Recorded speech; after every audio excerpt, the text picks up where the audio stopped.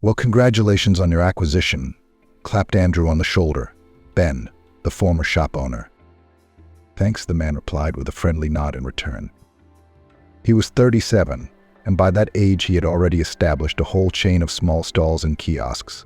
However, it was time to expand.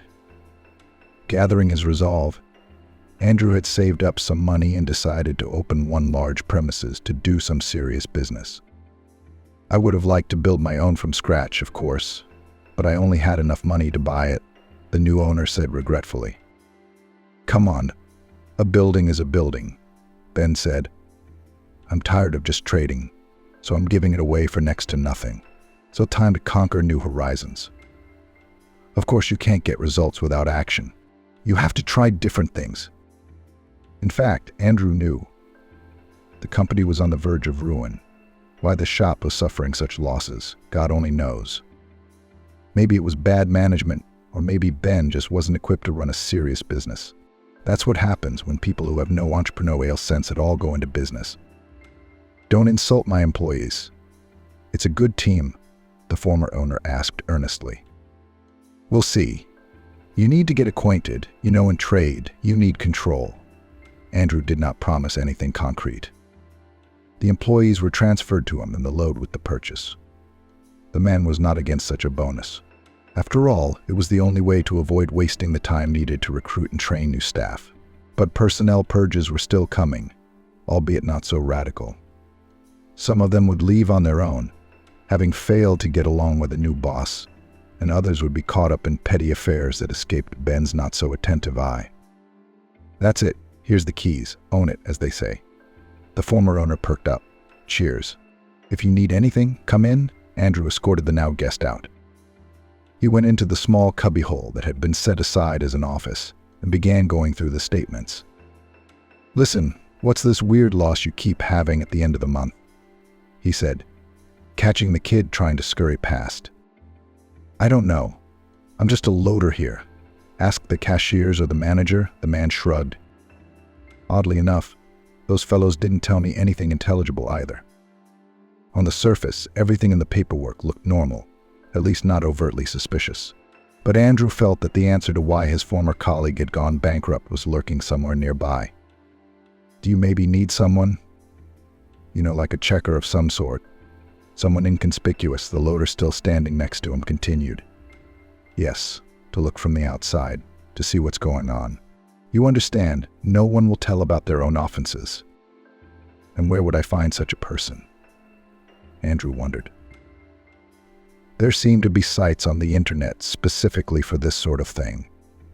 There you can find a person who, for a one-off payment, will give you some kind of expertise. I've seen something like that on TV. "What's the name?" "Who?" "You." Andrew raised an eyebrow. "Ah, Bill." "That's great, Bill. Let's get acquainted." The man shook the outstretched hand. Satisfied with the attention, the loader went about his business. Andrew actually thought about his offer. A site from the internet, even if such a site existed, was not suitable at all.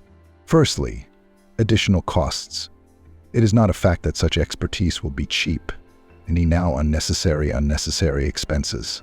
Secondly, outsiders in such sensitive issues have never been trusted by the entrepreneur, especially one time.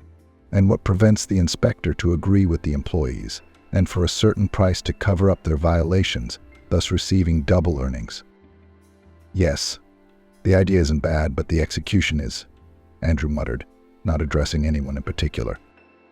His wandering gaze came across a small purse, probably forgotten by one of the female employees on the table.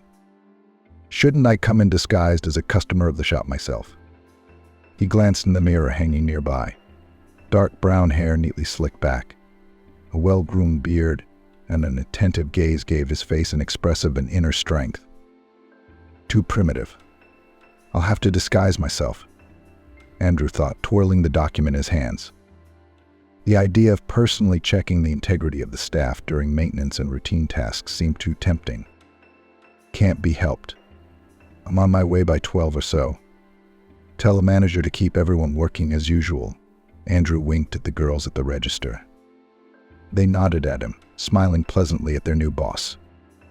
Having prepared everything necessary, the entrepreneur went out of the door, got into the car and headed for a long-known theater makeup shop. It was necessary to work a little on his appearance, so that no one would accidentally recognize him during the inspection. Stopping in front of an unremarkable building, Andrew looked sadly at the familiar sign. Memories of his years at the theater school, where he had learned how to transform himself into different characters with the help of makeup long before he opened his first shop, came to mind. He seriously dreamed of a career as an actor, but life decided otherwise, forcing the budding artiste into a more lucrative endeavor. "Oh, look who I see." The salesman rejoiced when he saw the visitor. "How do you do, Mr. Albert?" Andrew smiled. "Fine," replied the salesman as animatedly as ever. And the shopkeeper and Andrew had met at the same time, in the days of their carefree youth. Mr. Albert had grown a little older since then, but he seemed to have lost none of his vigor and optimism. "I hear you and Gwen got married. How is she?" friendly asked the old acquaintance. "Oh, Andrew faltered, not knowing whether to speak. "Died in childbirth." "How so? Poor little girl." "We had a rough one, and the baby died with its mum." "What on earth is this?" Mr. Albert splashed his hands. The man came out from behind the counter and gave Andrew a fatherly hug to express his condolences. There was not much to say, for no words could soothe the wounds of the heart. If it hadn't been for his old friendship, Andrew would never have spoken about it.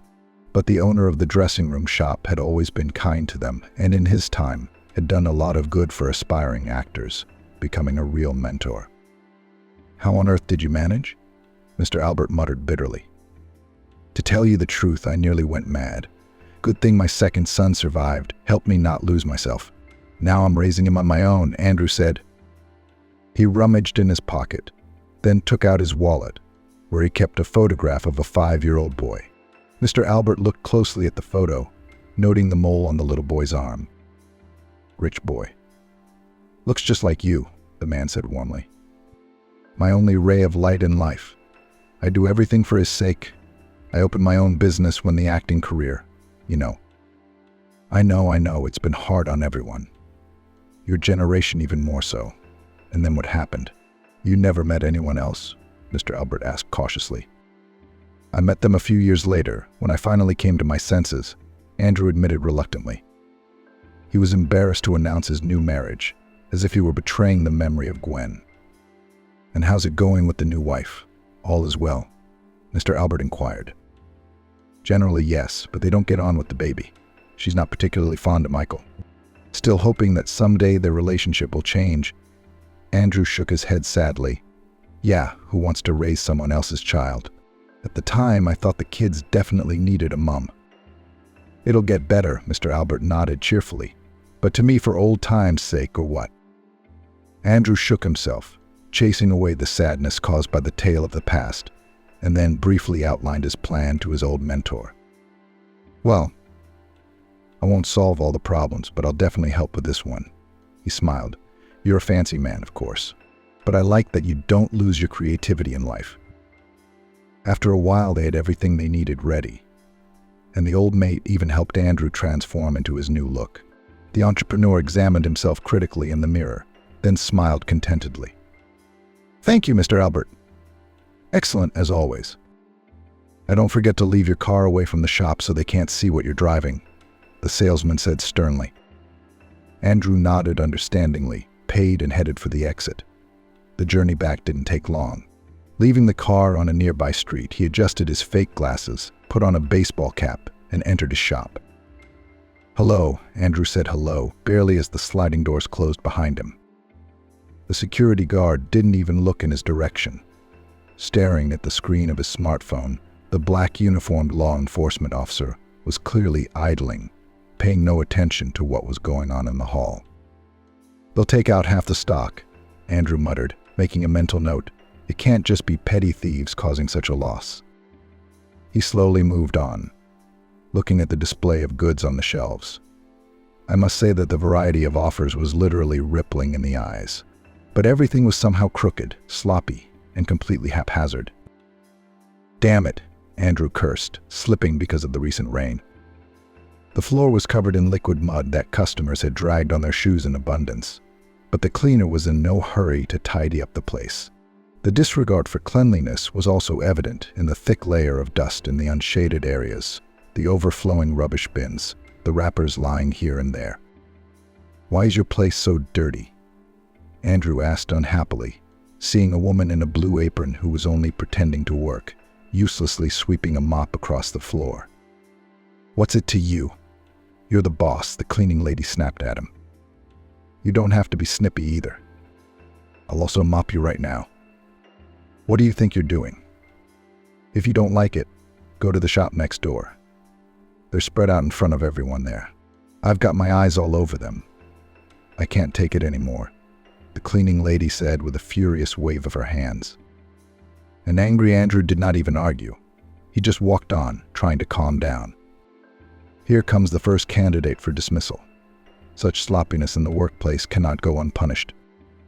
The new owner's next target was the grocery shelf. At first, he just wanted to see if the goods were conveniently laid out, but he was surprised to find a huge amount of expired goods. And it's in the most visible place. Andrew shook his head unhappily. He remembered the delivery notes he had been going through this morning. Even then, he had noticed that the manager was ordering more goods from suppliers than a shop of this size could normally sell.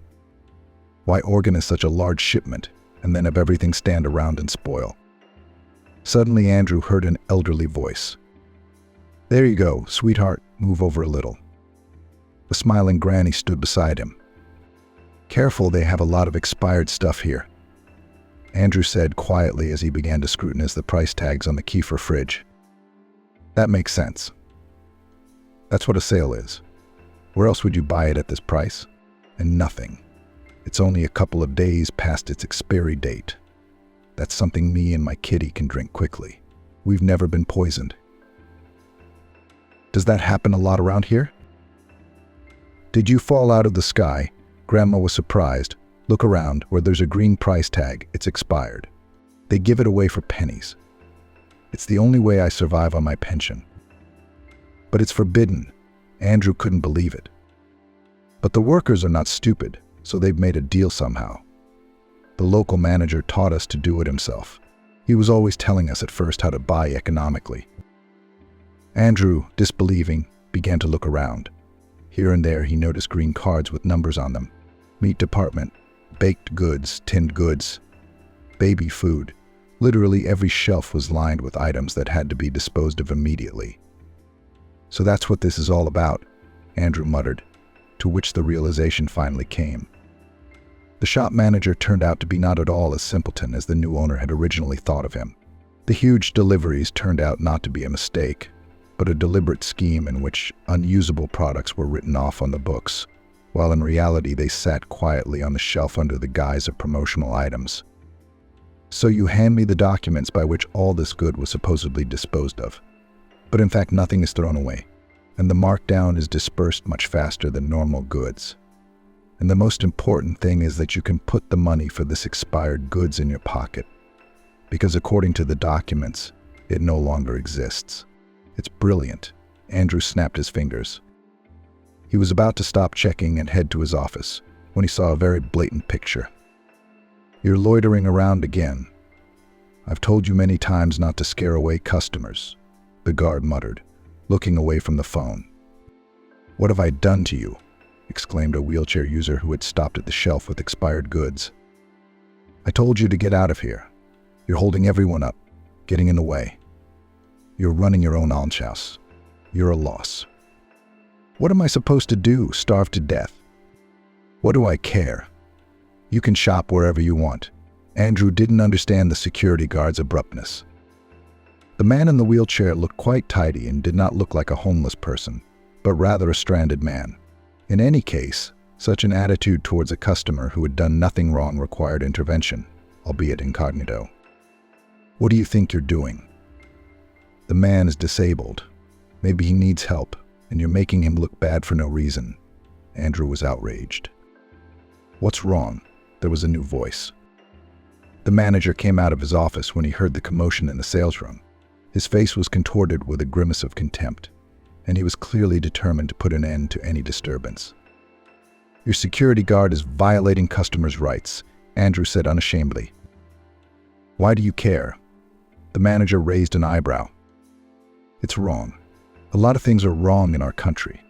Why did you decide to start your noble struggle with our shop?"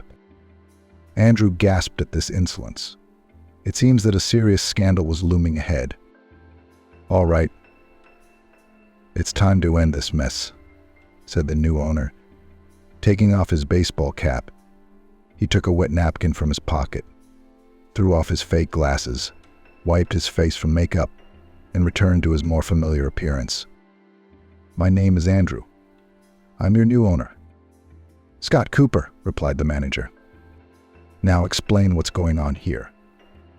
You see, here's the thing. Scott was clearly accustomed to feeling like the boss, and he was shocked by this strange transformation. He had no idea what to say to justify his actions. After all, the unprofessionalism was more than obvious.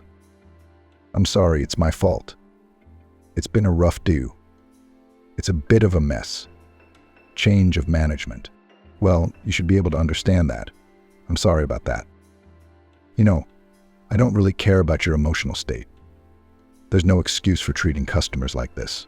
By the way, I apologize on behalf of the company."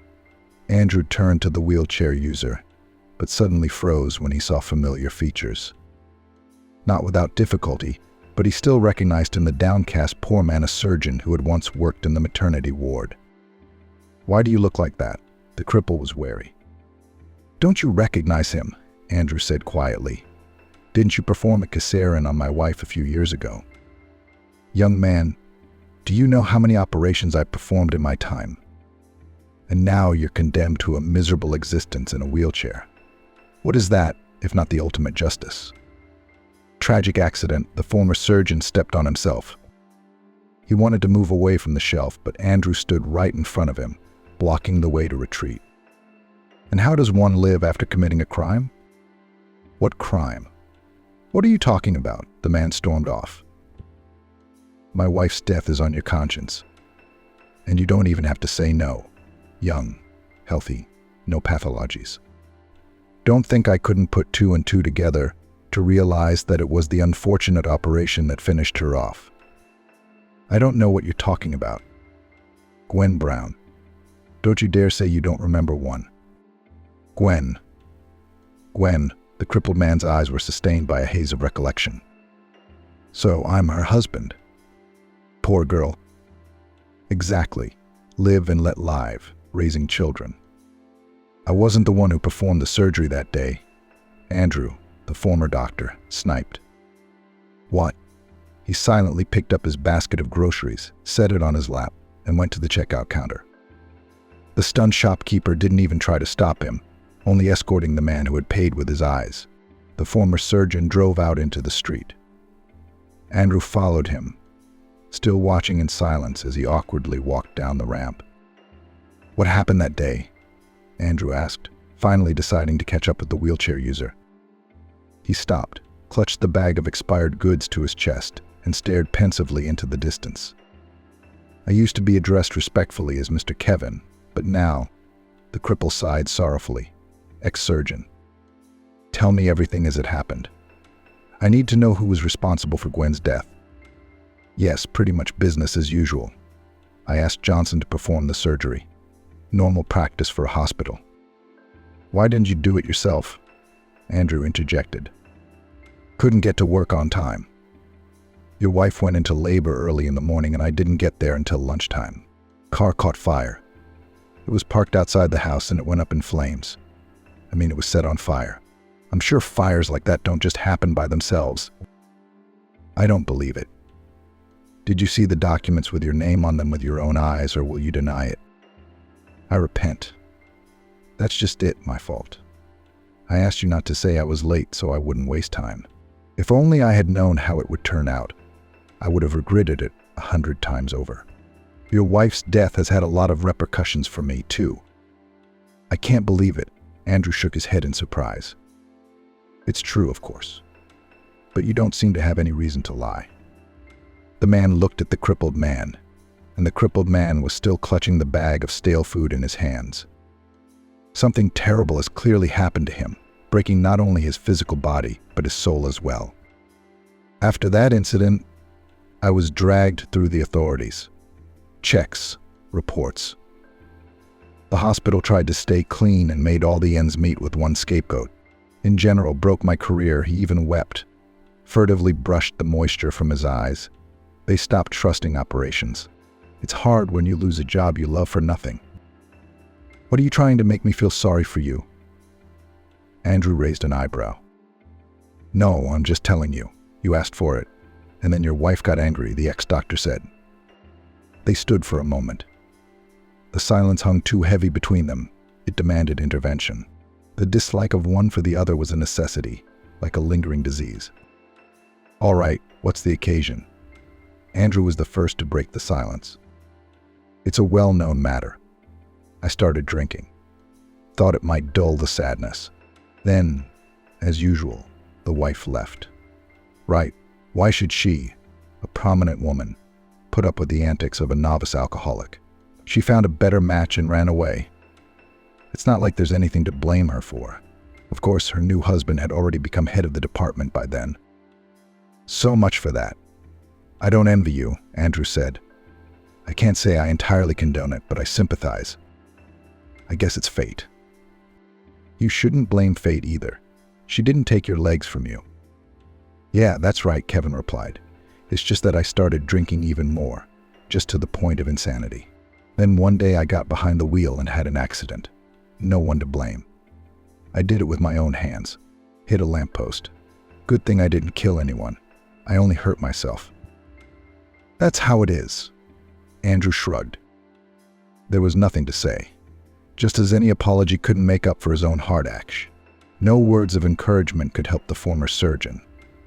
It was evident how difficult it was for Kevin to tell this story, revealing the very depths of his soul to the stranger. Now that we've met, there's something else. He gathered his strength. I saw your boys that day, didn't I? The twins are not just brothers, but like two drops of water alike, both have a birthmark on their hands.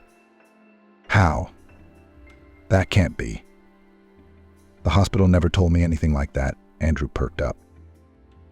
Here's a cross for you, Kevin waved his hand. But that's not the most important thing. I think about it every time. Maybe it's a mistake, but I'd swear there were no birthmarks on the supposedly dead boy's body. What do you mean there were none? Exclaimed the dumbfounded interlocutor. Wait a minute. Do you mean? Andrew did not finish the sentence. Afraid to scare away the hope that had arisen, not even hope, its ghostly silhouette, which he did not want to let into his own mind yet. I'm inclined to believe that a forgery has been done. Don't joke like that. Andrew loomed over the former surgeon. I don't think I'm in the right mood for jokes. Enduring the angry look of his interlocutor, Kevin continued. I couldn't prove anything. I didn't have time for that. To be honest, there was some bullying at work. Then I forgot all about it. Then why are you telling me? I just saw him the other day, I guess. Look, if this is your way of bullying. I've seen that boy. Believe me, I have, Kevin shouted. He's more alive than ever. He was walking in the park with his nanny. I'd swear on anything, or rather, on what's left. Andrew froze, feeling his heart pounding frantically in his chest. Is my son really alive? But how do I verify these words? Andrew muttered, more to himself than to his interlocutor. Easily enough. The sons are twins, after all, retorted the surgeon. If you see them, you'll know right away for sure. Andrew looked at him again. Kevin's eyes were filled with a glimmer of life, as if he, too, had been caught up in the excitement of the sudden truth. It didn't last long, though. The wheelchairman shrank back almost immediately, taking on his usual, already absent look. Pity about you a bit, Andrew muttered. There are places to go. I've done without your pity, Kevin replied. The crippled man tried to detour around his interlocutor, but the latter held him back. Come on, don't be stubborn. Come stay with me for a while, get cleaned up, get back to normal. I'll manage on my own. Throw away the stale stuff. Andrew burst out, snatching the ill-fated bag out of his hands. We'll go to my place now. It's a big house, there's plenty of room for everyone. Leave me alone. I don't want these presents. Listen, you don't need to talk to me with these phrases. Whoever hurt you, we have nothing in common. I'd like to hold a grudge against you. But I look at you and I want to do a good deed. Sincerely, from the bottom of my heart. So let's go. At the same time, you can tell me where you saw the boy and his nanny, so we can check it out. The ex-surgeon grumbled something, but he didn't push any further. Andrew helped him into the car, folded and then put the old pram in the boot. They spent the journey in silence. There didn't seem to be anything between them that needed to be said out loud. Eventually, they reached the large country house where the businessman and his family lived. Annie was already waiting on the doorstep with her arms crossed over her chest and a displeased look on her face. She didn't like the fact that her husband was late for work. When she saw Kevin rolling down the garden path, she frowned. "Who have you brought here?" she shouted as soon as the men appeared on the porch. "You brought a tramp into the house. Have you gone mad? Haven't they taught you manners or something?" Andrew was indignant. "How do you greet your guests?" "Nothing," Kevin whispered, but it was obvious that the tramp had hurt him. Tears came to his eyes again. He tried to wipe them away with his dirty fingers, but his hands were treacherously shaking, making it impossible to do so discreetly. The master of the house even felt embarrassed by his wife's rudeness. In the end, Annie didn't even try to take in the situation, starting her outrage right from the doorstep. Kevin isn't a tramp. Just a man in a difficult life situation. Andrew stood up for the former surgeon. "Why do you always argue with me?" Annie continued. "Oh, that's it. I don't care about scandals right now. Let me pass." The man brushed it off. He was not at all concerned now with another quarrel with his wife. The fate of his second son completely occupied Andrew's mind, pushing everything else to the background. "What's it come to, hasn't it? Michael's brother has just been stolen," the businessman muttered, turning to Kevin. In the most criminal and unconscionable way possible, the guest nodded in reply. "I don't know who had the conscience to do it, but someone must have paid a lot of money." "Something you're talking about?" Annie perked up her ears. "None of your business." Andrew brushed it off. "Kevin, why don't you tell me about the place where you saw them last time?" "Not far from your shop, by the way. I can't go all over town. If I saw something, it's not far from our neighborhood." But not to go, was taken aback at the words of his interlocutor by the landlord. Yes, we have a park near here. You know, near Victory Square. I collect bottles there sometimes. So, one morning I saw them there on the playground, a boy and a nanny with him. A respectable girl, expensive clothes. Apparently not a poor family hired her, Kevin said. Been so close all this time. The men went into the house, where Andrew had arranged the promised dinner for Kevin. He ate furtively and clearly embarrassed by his situation, but with gusto, as if he hadn't seen a proper meal in a very long time. "Now all that remains is to figure out how to find out where they live," the landlord muttered thoughtfully.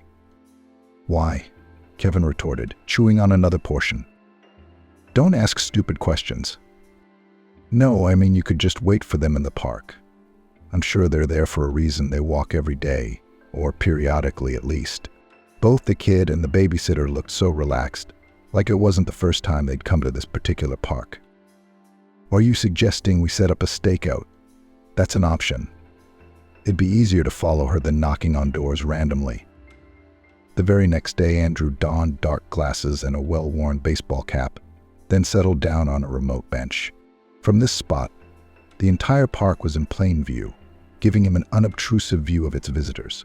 The enthusiastic man was burning with excitement to see his miraculously rescued son.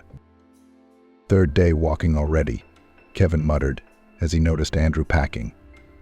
"I didn't think I'd have to keep watch this long." "Don't torture yourself.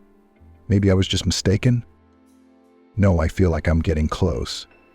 Andrew left the former surgeon at his home again and stubbornly headed for the post. The familiar shop greeted almost cordially by now.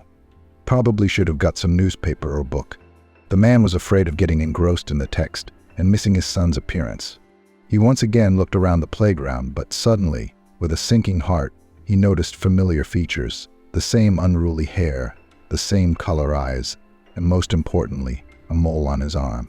As Kevin spoke, the boy was being watched closely by the nanny a short distance away. "Nicholas, be careful not to trip."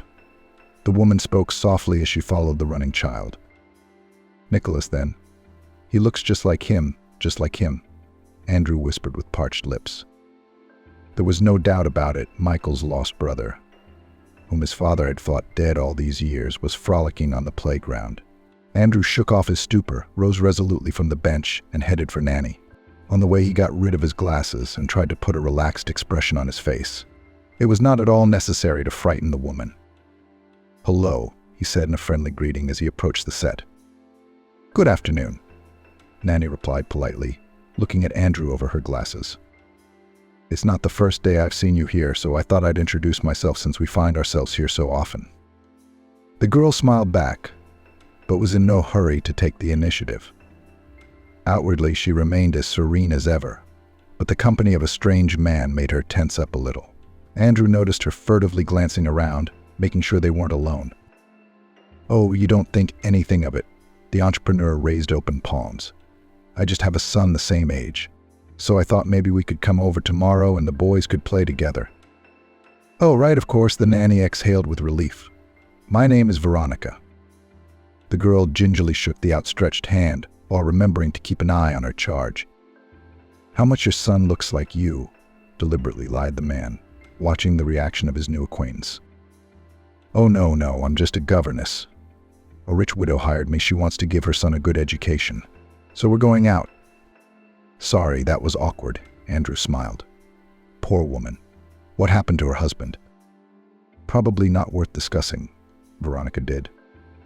She tried to maintain a professional detachment, but it was obvious how eager she was to chat with at least someone.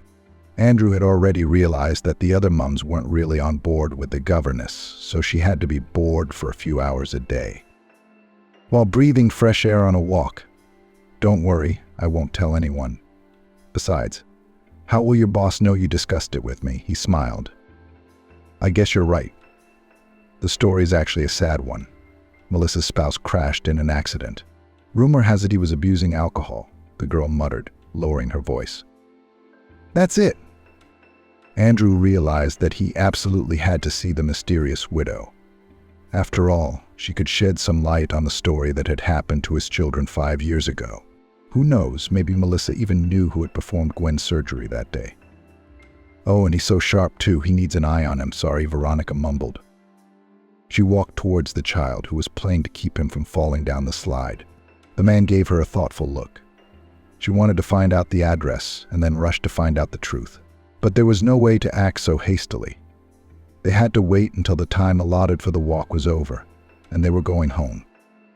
"Well, we'll go," Veronica said, holding Nicholas' hand. "What street do you live on?" "It's not far, on 9th Avenue. "That's on the way. Come on, I'll walk you." Veronica nodded, happy to be able to continue the conversation. Andrew walked her all the way back to the house, pretending he had further to go. The hardest part was to peek at the flat number the girl dialed on the intercom. But the entrepreneur still got the cherished digits and now agonizingly decided when it was better to pay a visit. "And what? We're just going to break into her place like that?" Kevin asked after listening to the story. "Any other suggestions?" "I don't know, it's up to you. But she might put it out, though. I'll show Michael's picture.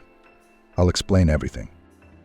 The very next day, Andrew stomped hesitantly to the front door, not knowing where to begin the difficult conversation.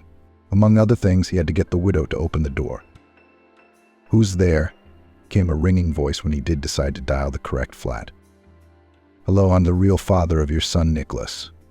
We need to talk, because I don't know if you're aware or not, but he has a twin brother, that they were separated from his children."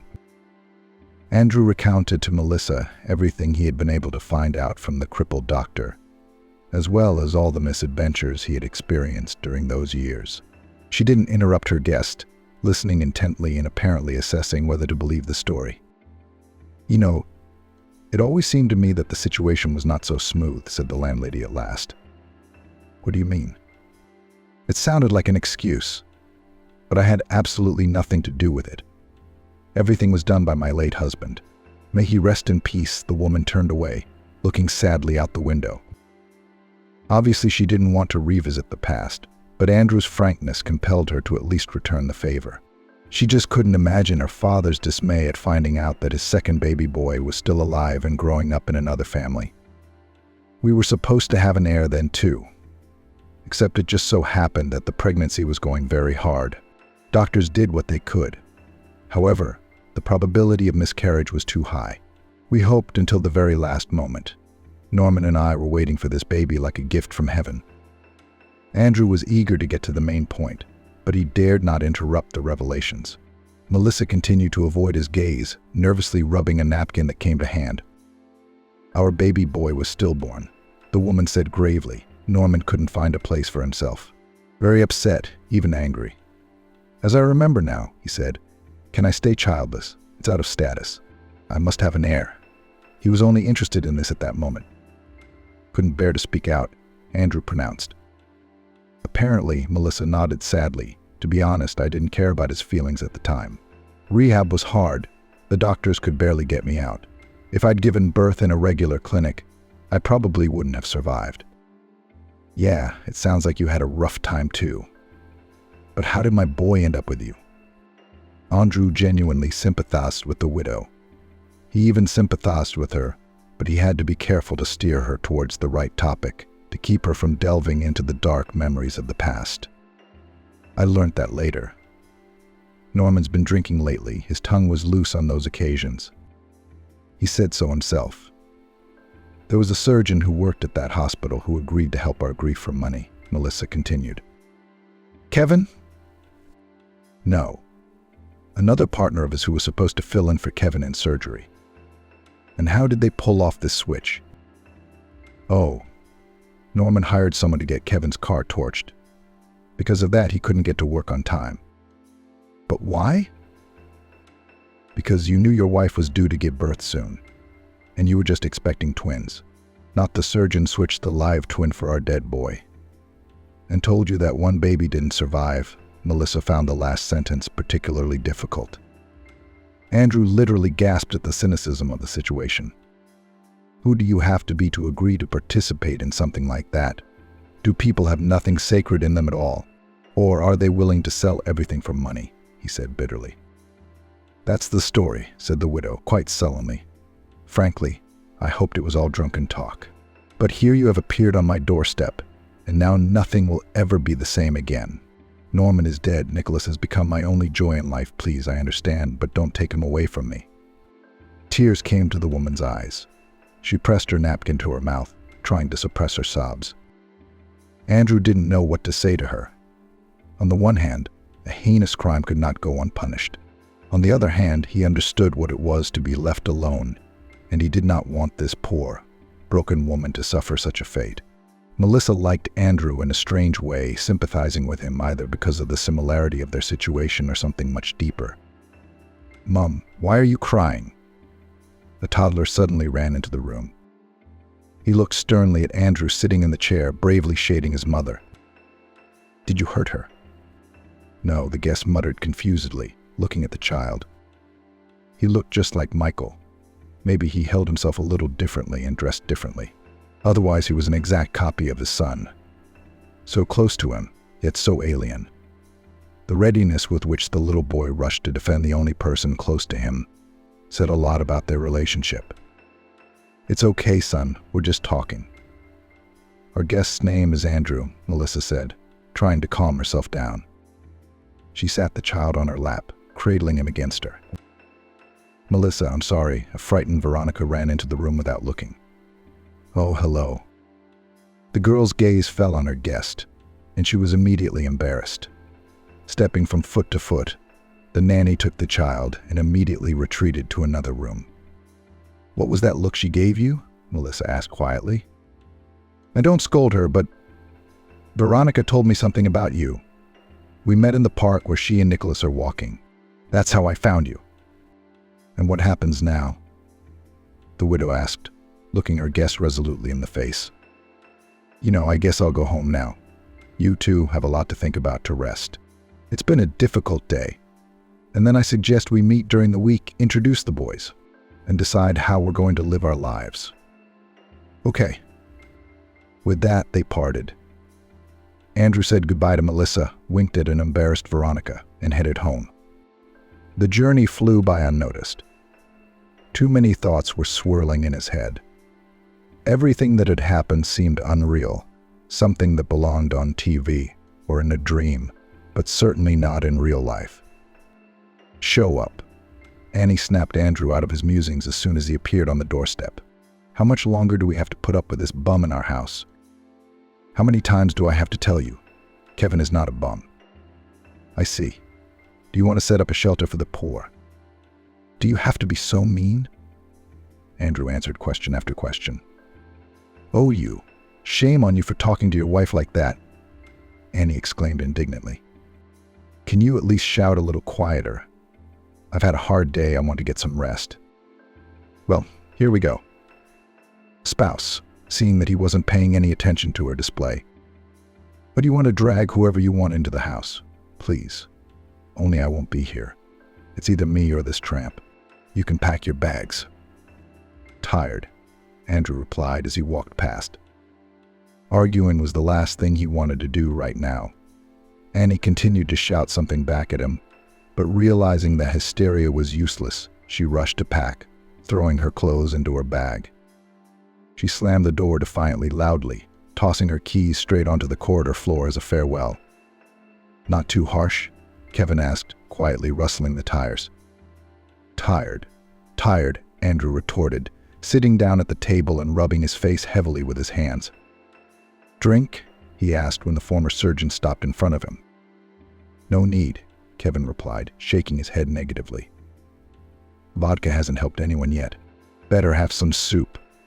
I've made some, because there's nothing but delicacies in the fridge. You can't find any real food.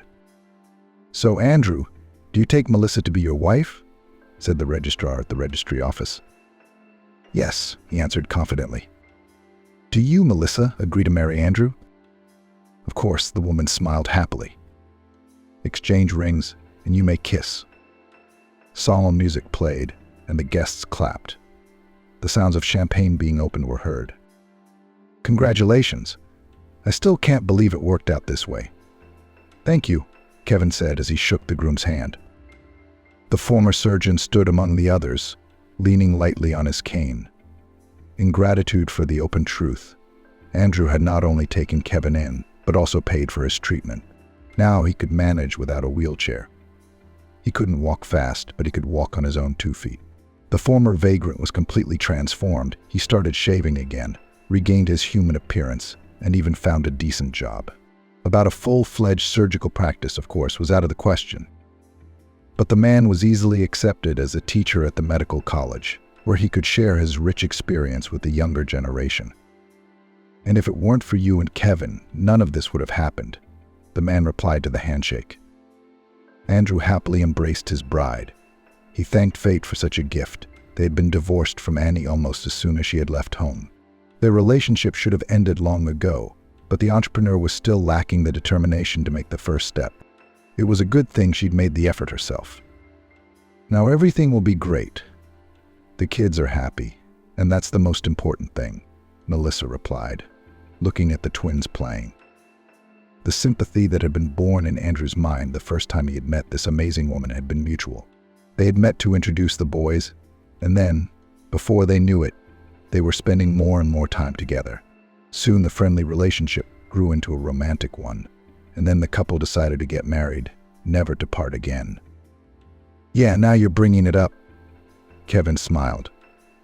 By the way, just wondering how that story with your shop manager ended. What story? Melissa interjected curiously. She didn't know all the details of her husband's business yet, but she was very keenly interested in his life. After all, they had everything in common now, both sorrows and joys. Yes, there was a trickster on my staff. Can you imagine? Came up with a scheme to fill his own pocket at the expense of the shop, and he was poisoning the population with expired products. Thank God, at least there were no serious consequences, Andrew replied. Eventually, I got him out and fired him. And he left without a scandal? Kevin wondered. You don't just give up that kind of favor. Where's he going to go? You can't go against the evidence. I set up a hidden camera in his office and got him talking. It was practically a confession. What an intrigue you have. Maybe I should go undercover with you too so I can track down crooks, Melissa wondered.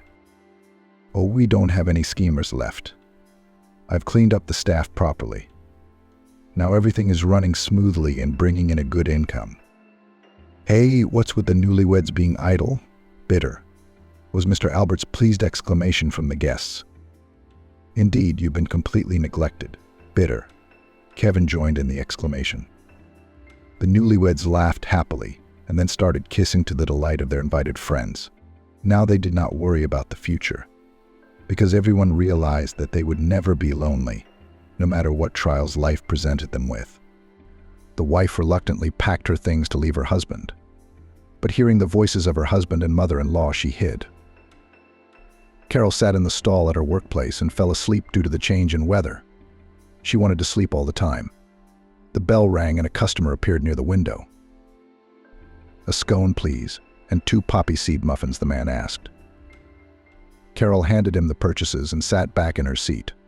Despite such a simple job, she would rather have something physical than sit like this all day, pecking her nose.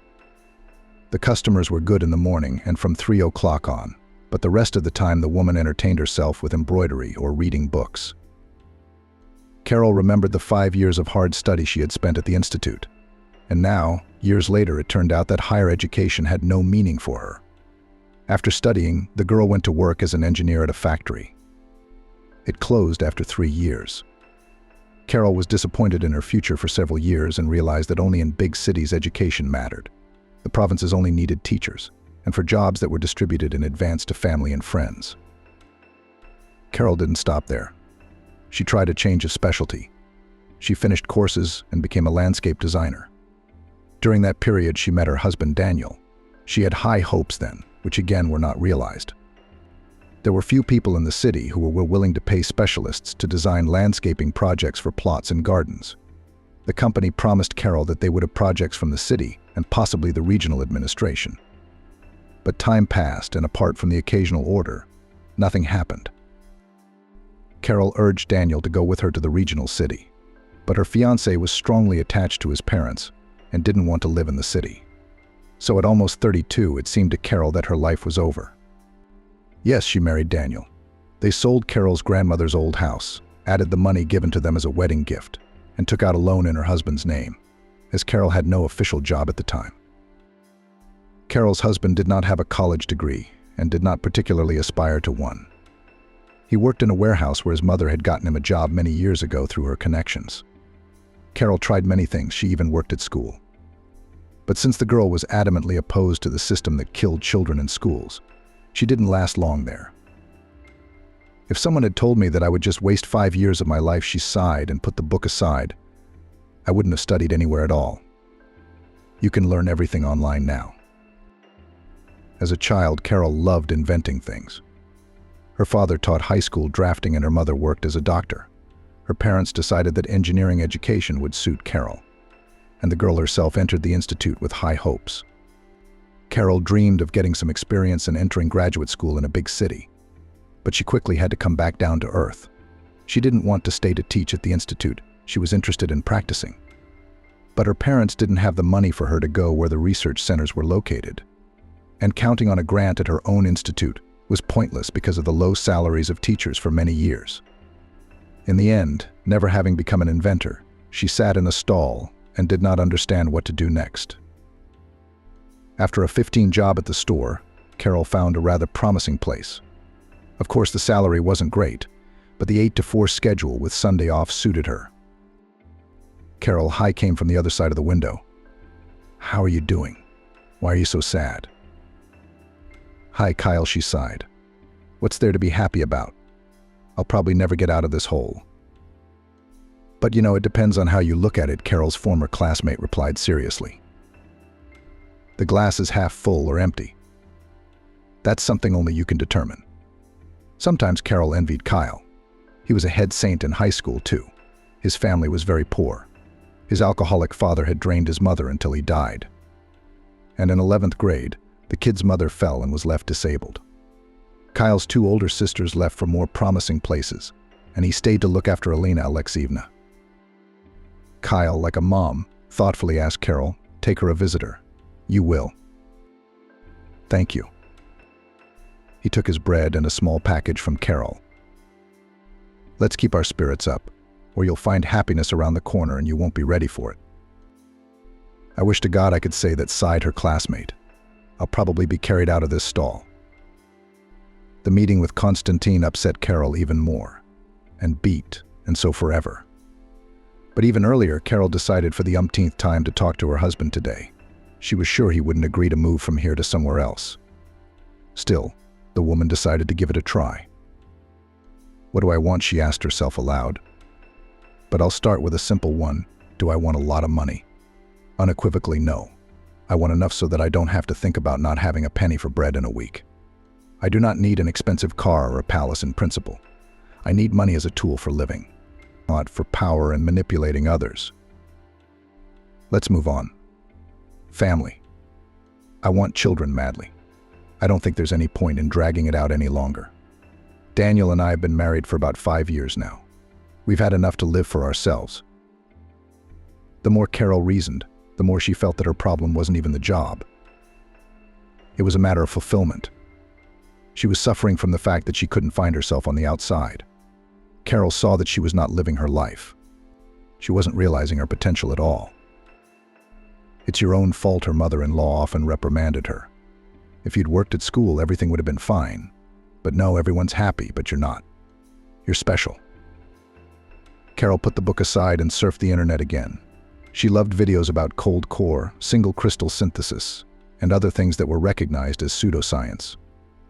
Although it had been proven more than once that it all worked in practice, people's consciousness hadn't yet reached those types of energy. If only we had such a device, we wouldn't need to build dangerous nuclear power plants. A little box in every yard and everyone would have electricity, Carol whispered, and began to draw something on the paper.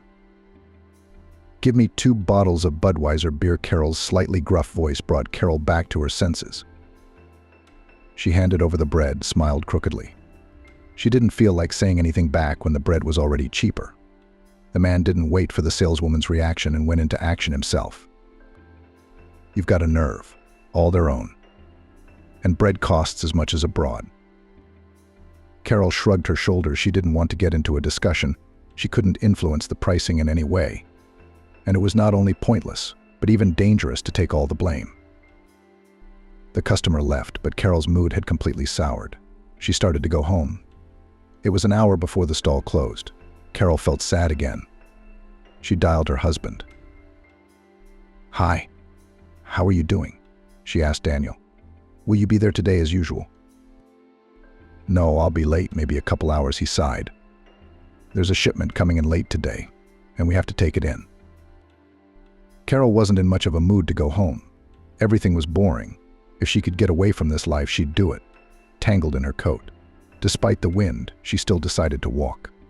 The beginning of April was cold. There was still snow in some places. Carol walked toward the river. Her hands were cold, but for some reason she was drawn there. The woman approached the bank. Carol suddenly shuddered. "Are you doing something?" Glaring at him with her eyes. "Thinking," he answered calmly. "See," he pointed with his hand at the ice. "Why does it float?" "Well, because water expands when it freezes and becomes lighter." Carol answered at once. "Why does it expand?" He sighed. "No one knows. No one has been able to see how water molecules rearrange themselves into a crystalline structure. Just a moment, and the water in front of us is no longer water, but ice."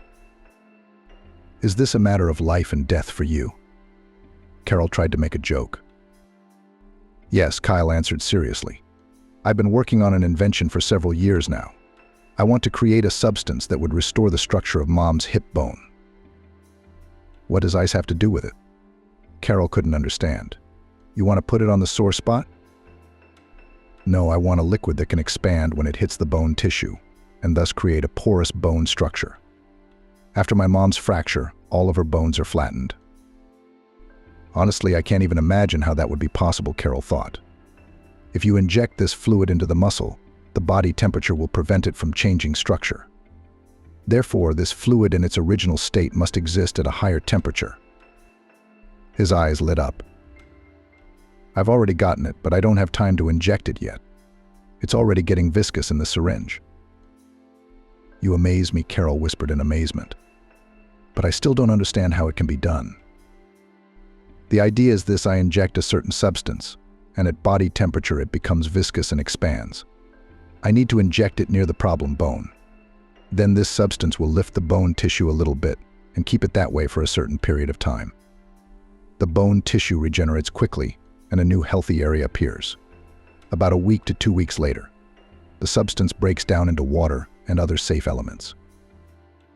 But if you look at it all theoretically, Carol lit up, then you need an inhibitor to slow down the solidification of this substance ahead of time. Although I still don't believe it can be done. The conversation with Kyle was a real jolt to the woman. What Kyle was doing seemed more miraculous than real to her. But let's say such a substance existed and could be administered. She pondered on the way home. How would it determine that it needed to work on bone and not other tissue? Carol got home and began to do her chores. But Kyle and his idea never left her mind. She was grasping at it like a straw, you might say. It had been so long since Carol's mind had solved such complex problems that the woman had taken a keen interest in the whole thing. Late in the afternoon, her husband returned. Carol's eyes were burning. She wanted to tell him everything. "Daniel, do you remember my classmate Kyle?" She spoke quickly. "Well, he's doing something so interesting right now. He wants to invent a drug to cure his mother." What a load of crap. Daniel made a disgruntled face. He's had her for over 10 years with a fractured femoral neck. People can't get up. She's gonna die, you idiot. Why is he an idiot? The wife took offense. Maybe he can do something. Many inventions were created by amateurs, not professionals. Because he's an idiot. The man said unkindly. "I've seen your Kyle. It's written all over his face that he's a worthless man." "I don't agree with you," the wife countered. "Kyle doesn't drink, he doesn't smoke, he works. He's a decent man." "He's lazy." Daniel waved his hand. "Don't spoil the mood. I don't want to talk about this garbage." Daniel sat down at the table. Not that Daniel was any different from anyone else, but in his mind he was a real man. Of course, everyone in the neighborhood knew that Kyle was taking care of his mother. Many people found such things surprising, but didn't like it. Daniel himself had also lived across town with his mother before he got married. Carol and Daniel were able to buy a home inexpensively in this area of town that was considered the most up and coming. "Daniel, let's go somewhere else." Carol couldn't take it anymore. "I can't live here anymore." "I'm not leaving my mother, I warned you right away," he replied. "Maybe she'll move in with us later too." Carol tried again. "No, she wants to stay here." And Carol, "Well, don't you start. Go to work at the school, and your ardor will diminish immediately." In the beginning of their acquaintance, Carol felt like she was behind Daniel like a stone wall. But after a few years, she began to notice that her husband was not inclined to talk openly or to change. He was a very closed, conservative man, even though he didn't realize it. Carol suffered greatly from this. She could be called sociable, and at first the girl was sure that she could find a common language with Daniel. But time showed that she wouldn't. "Okay, Daniel, if you don't want to leave here, then let's plan a baby. Where else can we wait?" she raged. "That's something you and I will discuss later," he replied coldly. "Carol, will you let me have a quiet evening? I'm tired." There was nothing left for Carol to do but forget everything and do some business. How often do young people fall in love? They think their love will last forever. But time passes, and both begin to notice that they have not chosen the most suitable partner. And it becomes scary. Why is it so? Everything was great in the beginning. Unfortunately, each of us enters marriage not with a real person, but with our own expectations. So when our expectations are not met, we begin to see our partner as he or she really is. And of course, the reality is very different from the desired reality. Someone begins to work on himself, and the relationship improves, or people break up. But such a minority. The rest try their best to maintain the standards imposed on them and go on with their lives. That's what Carol thought. that now she would have to die with Daniel on the same day. Carol went to sleep again, such an impenetrable darkness enveloping her. She cast a glance at her husband and shuddered. He seemed foreign and distant to her. The next day was warmer. Carol didn't even turn on the heater. It began as it always did, first the receiving of goods, and then the customers crowded around her stall. Carol tried to smile at them, but she wasn't in the mood. She saw a picture in front of her that she had taken a wrong turn. Her parents didn't get involved in her daughter's life, and she couldn't talk to them. They, too, held views that were considered normal in society. By the end of the day, Carol realized that she was dying to talk to Kyle. But he was coming in every other day for bread. He wasn't officially working anywhere. He couldn't leave his mother all day. He worked part-time, did odd jobs, hired out to neighbors. None of his older sisters wanted to take on such a burden. So the man got by as best he could. The phone rang. Daniel said he was staying at his mother's house tonight. Carol knew the routine very well. Daniel had a difficult temper. He couldn't calm down for a long time, so after such conversations with his wife, he often spent the night at his mother's house, so as not to bring the matter to conflict. Perhaps it was Carol's own fault. If she caught fire, she couldn't stop until she got some result. And since it seemed to the woman that her happiness depended on moving to another city, or having a baby, she wanted to see this through to the end. "All right," the wife replied through tears. "Daniel," she wanted to say something to him, but refrained. "I'll miss you." It had been a lonely evening. It drove Carol further into a state of hopelessness. She felt like tearing up and throwing up. Maybe get a job in the area. An idea came to her mind. I won't be able to take it anytime soon. Daniel will never leave his mother. Daniel's father had died a year and a half ago. Now he was all the more reluctant to even think about another city. He was fine here. His mother was alone and needed looking after. Only unlike Kyle, Daniel felt like he was acting like a grown man. "I'm doing something wrong," Carol sighed. "It's like I'm walking in a vicious circle. There's no way out." It seemed she saw a dead end in every area of her life. The only thing that occurred to her then was to take a few days off for a few days off for a few days and just not think about anything. The next day was Friday, and the woman called the landlord first thing in the morning. He agreed to give her a couple days. Carol rejoiced when she saw her classmate. "But how are you doing? How are your experiments going?" "Well, some things are," he reported cheerfully. "Honestly, there isn't enough time." "I'd so like to see it," Carol admitted. "I can't believe it's possible. How does this substance reach the bone?" "Hey, I certainly don't understand it myself," the man shrugged. "It's just that if it stays in the tissue, it starts breaking down right away. I did experiments on my dog. Rex ran outside one night. He was mauled by other dogs. After some time, I tried to inject him near the sore spot, but there was no result. He healed all by himself." "Then why do you think it works on bone tissue?" The classmate couldn't figure it out. "And that's where the same Rex helped me again," laughed the man. "Only now that restless dog was being pounded by someone. Anyway, he came back with a broken paw. I gave him shots, didn't even think anything would work. But to my surprise, after 3 days he could walk. I touched his leg and the bone had fused. I gave him another injection. And within a week he was running like before. I don't have lab equipment, so I can't tell you exactly how it all works. But right now it seems to me that this substance first expands the bone tissue and then absorbs into it, promoting regeneration. You want to come over and I'll show you?" Kyle offered and started to pay because a couple more people came up behind him. "Are you going to be home tomorrow?" Carol shouted out from the stall. Kyle nodded affirmatively and waved at her. "Despite the problems, I find Kyle's life much more interesting than mine." Carol sighed and began serving customers. And there was something about it all.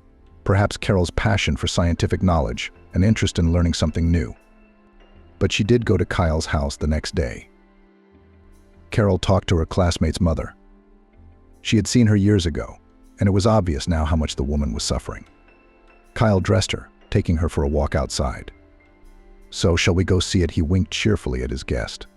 "I'll warn you right away, my place is a mess." They entered the workshop. Yes, it was a place of sheer chaos, but it made Carol's blood boil. How happy was she to see all those scattered tools, flasks, coasters, checks, bits of different metals. Wow, her eyes lit up. Kyle, you've got a real lab in here. I'm the one with the mess right now. And when I start the process, it's sterile clean here on the table. The man led her over to a very strange setup. There were some tubes connected there, vessels through which some kind of gas was apparently being pumped. And how does all this work, she asked in amazement. Is it something organic? Well, of course, no hydrocarbons around here. Kyle smiled and began to explain to Carol how his device worked. But that was only the first part. The main part was the substance it produced. That was where all the value was. Have you tried injecting your mom with it yet? Carol asked cautiously. Carol was afraid. I'm scared too, he sighed. He had recently picked up 2 stray dogs with broken paws. So now I'm treating them.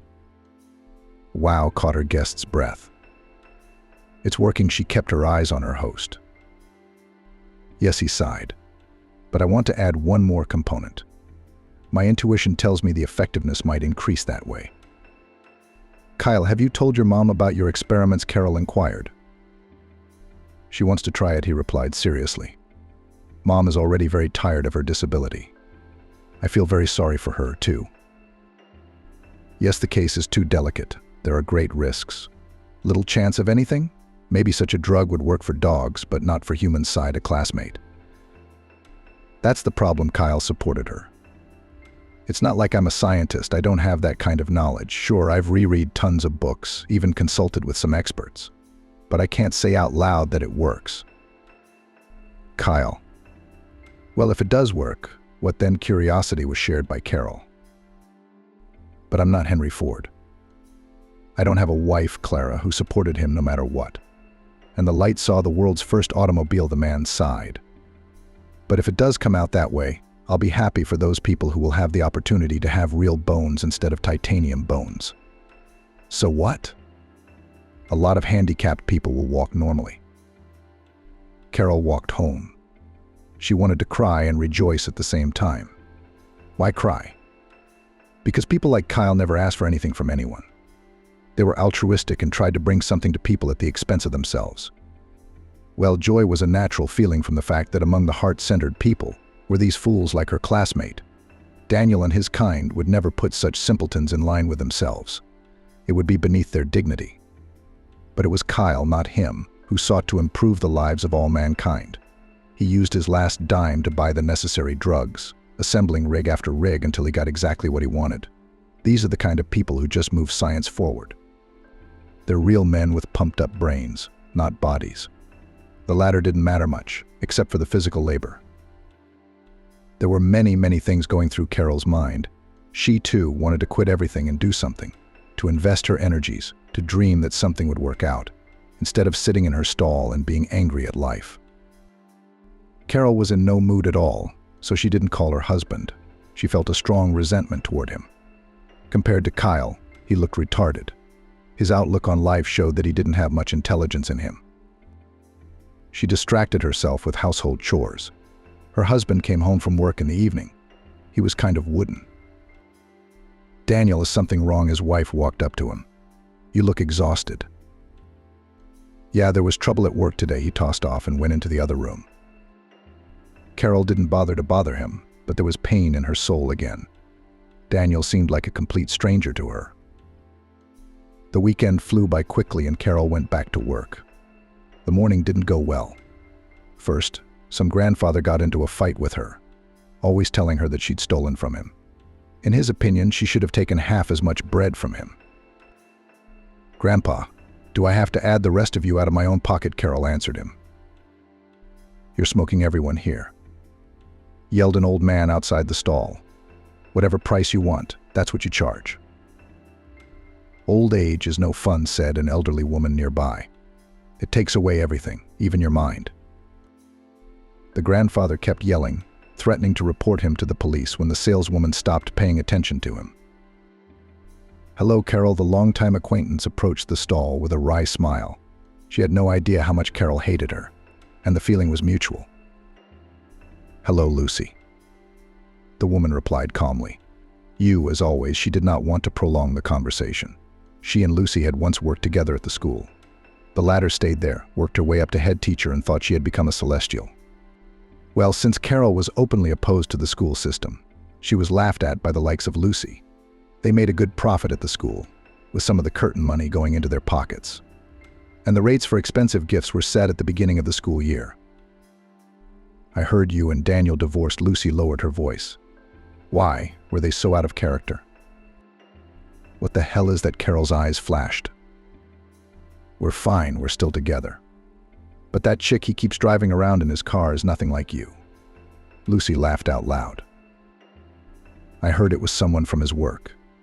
It's not like his mom gave him a girl. Is there anything else you need? Or is that it? Carol tossed it to her. Sorry, I got a lot of work to do. Yeah, she said dismissively. The truth hurts. She grabbed the bag of muffins and walked away. Of course, Lucy's words had hurt Carol. She trusted her husband. Yes, he was occasionally late for work, but that didn't mean anything. Idiot, Carol whispered. You'd better look at yourself. Stolen money. Daddy's pockets are howling. No matter how much Carol urged herself not to think about the incident, all sorts of thoughts popped into her head. Meanwhile, Daniel was having a serious conversation. It was break time, and he went into the back room to see Lenora. The woman pretended not to pay attention to him. Daniel approached her, wanting to hug her. Don't touch me. She waved him away. I told you it's over between us. Len, stop it. I love you, he said in a gentle voice. I broke up with my ex, she sobbed. Are you still living with her? I just don't know how to file for divorce so that I can get the house back. I paid the loan on it, the man sighed. You wouldn't even listen to me yesterday, Lenora said. I don't care, the mistress didn't want to reconcile. You promised me that she wouldn't be in my life anymore. She sobbed. I can tell you that again, he confirmed. You give me time. When Daniel had met Carol, he'd thought he'd found his ideal. The girl seemed smart, reliable. Of course, the young man had serious relationships before her, but he had not yet decided to marry. Daniel always considered himself one of the most real men. When he was young, he enthusiastically pumped his muscles. In his opinion, he wasn't stupid either. In short, the perfect man. After a year of married life, Carol and her high-mindedness began to annoy him. Daniel didn't want to waste his time with such nonsense. All this talk about life, about how to make it better for everyone. It wasn't for him. Well, and then, about 3 years later, when Carol had developed a bent on moving to the city, the young man finally realized that he'd done something wrong. It wasn't Daniel's policy to admit his mistakes. A real man couldn't make mistakes. But a couple more months passed, and Daniel clearly realized that something had to be done. He'd had his eye on one at work a long time ago. Lenora was living with Wade at the time. She was a beautiful and hard-working woman, so Daniel began to pursue her. They hit it first. Daniel had a car, so it was easy. Then Daniel started making jealous scenes to get his lover to break up with her roommate. Basically nothing new. A word or two about Daniel's mother. It's not that Tracy hated Carol. No, it's just that she'd always felt she was the wrong kind of wife for Daniel. Carol wasn't exactly a looker. Her overly skinny body and salt black hair didn't evoke the emotions that usually came from seeing a beautiful woman. And when Tracy learned that her son was looking at Lenora, she didn't mind at all.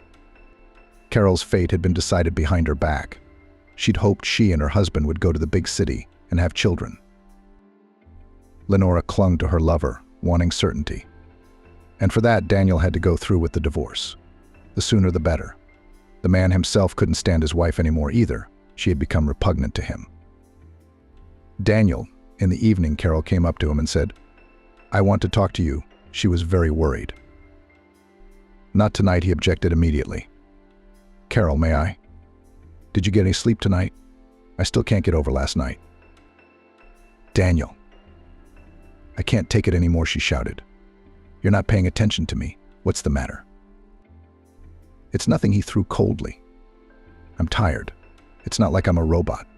I can't take a day off on a whim like you do. "Do you love me?" the wife asked provocatively. "Carol, answer me. Did you decide to finish me off today?" After all, jumped the husband out of bed and began to dress. "Where are you going?" Carol rushed to him in tears. "To my mother's, at least to sleep at her place." "She doesn't nag me as much as you do." He said goodbye and disappeared into the yard.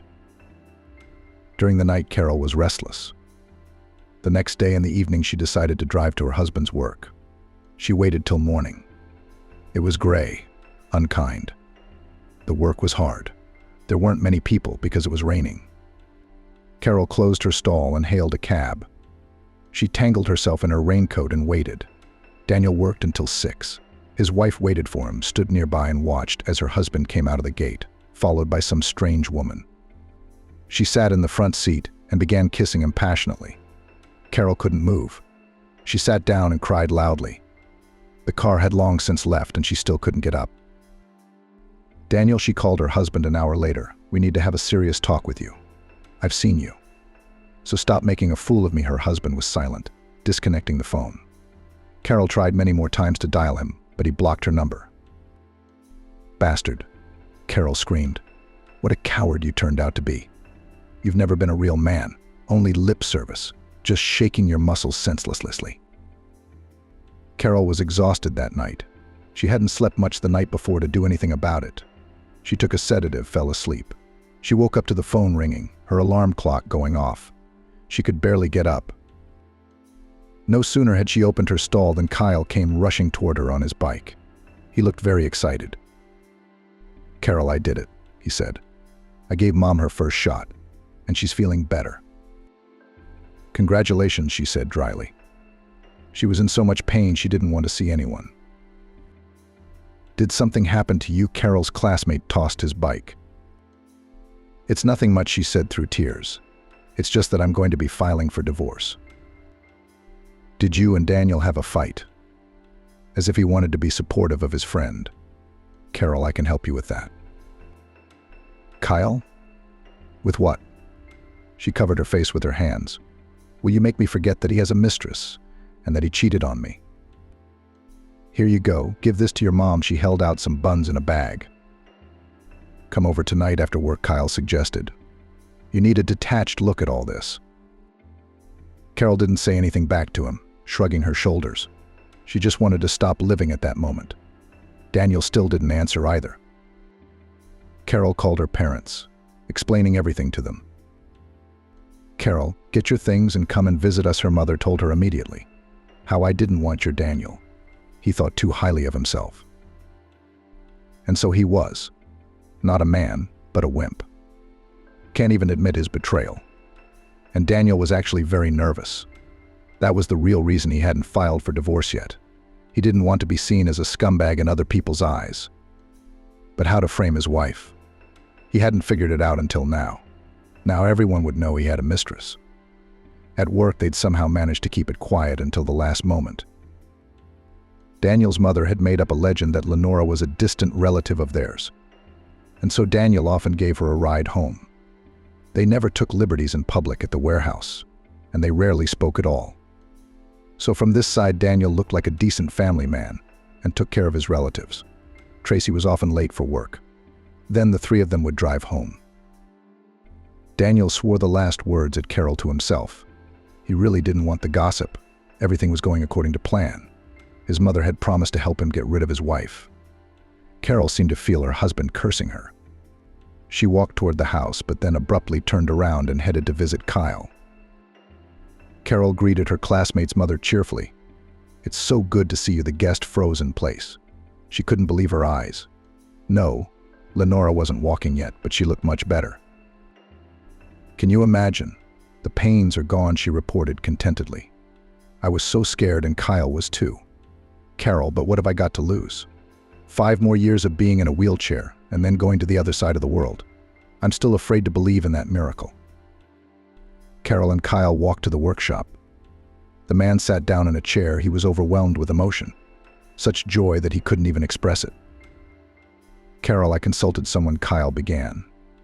"True, it's not a doctor, it's a biochemist. But anyway, he told me it's a very promising field. Something like growing bones, only not from stem cells but from the cells of the bone itself. First, this substance fills the problematic joint. Then it expands the space a little bit and starts to fit into it. This somehow provokes the growth of new cells. I don't even know how to explain it scientifically. "Do you want to continue your experiment?" Carol inquired. "Carol, it seems very promising to me. I'd have to get my mother back on her feet," he sighed. "Serious research takes money, and I don't have any. I'm already denying myself everything to buy everything I need. I even needed high-grade gold for the rig." "But if you get a patent," Carol suggested, "then you could implement your invention."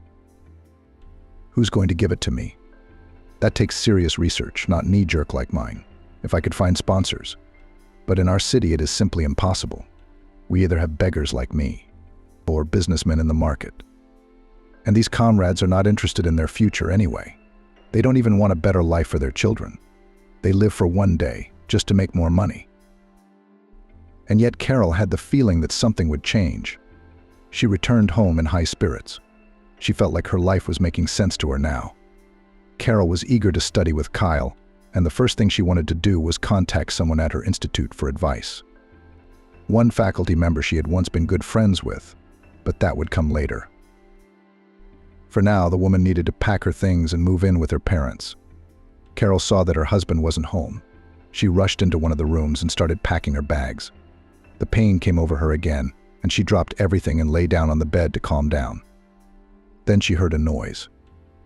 She threw her bag into the closet and hid in the corner behind the curtain. She didn't want to see Daniel so badly that some childish instinct kicked in. Someone was talking at the door, and Carol immediately recognized her mother-in-law and her husband.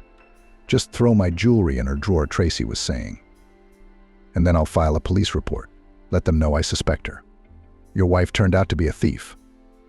I mean, she's been visiting me, and everyone knows it." Carol opened the door, turned on the recording on her phone. The husband and mother-in-law were so startled they couldn't get a word out. "So that's it," Carol angrily threw. "Not only did you scoundrels confuse me, but you also wanted to slander me. But no more. Listen here. Everyone will know what you are and what your son is, and he's no different from you.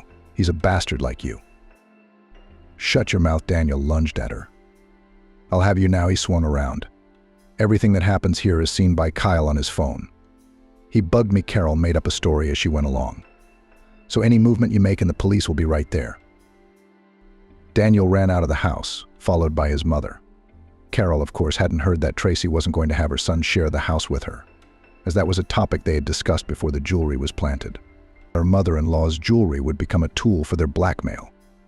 Carol would then easily give up her share. Daniel thus accomplished two things at once. He got out clean, because now Carol was to blame for the divorce. And secondly, he was taking all the property. He pulled up sharply in front of his mother's yard. She got out and he drove to his mistress. "How I hate you so much," he whispered. "Stupid, you ruined everything." He pounded his fist on the steering wheel. Daniel stepped on the gas. He only had a couple of kilometers to go to get to Lenore. A corner appeared, and Daniel suddenly slammed into a pole at full speed. The car was a pile of metal in an instant. Everything swirled before Daniel's eyes, and he lost consciousness. "No," screamed Tracy Alexandra as her son was overtaken by instant punishment. She walked around with crazy eyes and told everyone how her daughter-in-law had cast a spell on her and Daniel. She wanted to kill him, found a lover, and thought to get rid of my boy that way. How are such people incapable of admitting their guilt? And Tracy Alexandra has always been convinced of her uniqueness. Mistakes are for the weak. That's how she raised her son. He could look down on everyone forever, make fun of others. But there's always a price. Daniel came to. His mother was sitting beside him, crying. She had already argued with all the doctors, demanding that her son be brought back to life. Though she had been warned that if Daniel did regain consciousness, he would most likely remain disabled. "I mean, how's that no walking?" Tracy Alexander jumped up from her chair in the doctor's office. "It's your responsibility to get him on his feet." "But I'm not the Lord God," replied the doctor. "Besides, you can arrange in New York for money to have him operated on. We don't do such complicated operations in our city. There are no such specialists. So it's up to you." Tracy Alexander shouted at the entire hospital. threatening the prosecutor's office. "Come on, bring the prosecutor, I'll show him in what conditions we work. Maybe they will at least raise our salaries," calmly replied the doctor. Tracy Alexandra was shaking, but she didn't realize that the doctors had already done everything they could. Daniel had survived, and already that could be called a miracle. After a few days, they allowed his mistress to visit the patient. She cried, and then decided to talk to the doctor. "Are you sure that nothing can be done? I beg you, maybe we can find some kind of cure." "Unfortunately, there is no such magic pill," the doctor sighed. "Prepare for the worst. He won't walk. He has serious problems with his spine." The mistress fell to the floor. She hadn't counted on this outcome at all. Lenora found herself in a very difficult position. For almost a week she thought about her future, and then she made a decision. Wade. Hi, she dialed her ex-boyfriend. "I'm so sorry," Lenora cried, fake tears. "I only love you. Let's get back together." Tracy Alexandra was also thinking hard. She was counting on Lenora in this situation. Daniel would get the house in the divorce. So they already had a place to live, she reasoned. I would visit them from time to time, help her out. The next day at Tracy's work, Alexandra wanted to have a serious talk with Daniel's mistress. "Lenora, can I talk to you for a minute?" She approached her. "My girl, I don't think you're going to have any more problems with housing. You and Daniel can stay at his place or yours. It's just that if you take him in, you can sell the house and pay for the treatment. The doctor said he might get his back working and my boy will at least be able to ride in a wheelchair." Lenora laughed. "Tracy Alexandra, you'll have to excuse me, but I can't." Somehow going pale, break Daniel. "Lenora, are you abandoning my son? I mean, he loves you so much." "Tracy Alexandra. You see, Wade came back to me," she smiled crookedly.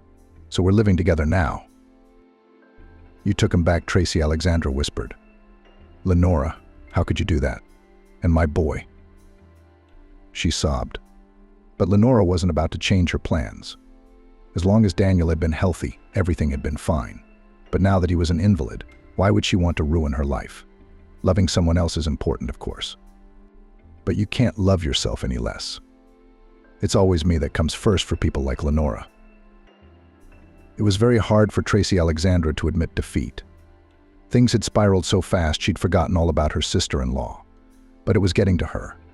The few times she'd gotten to Daniel's house, his wife hadn't been home.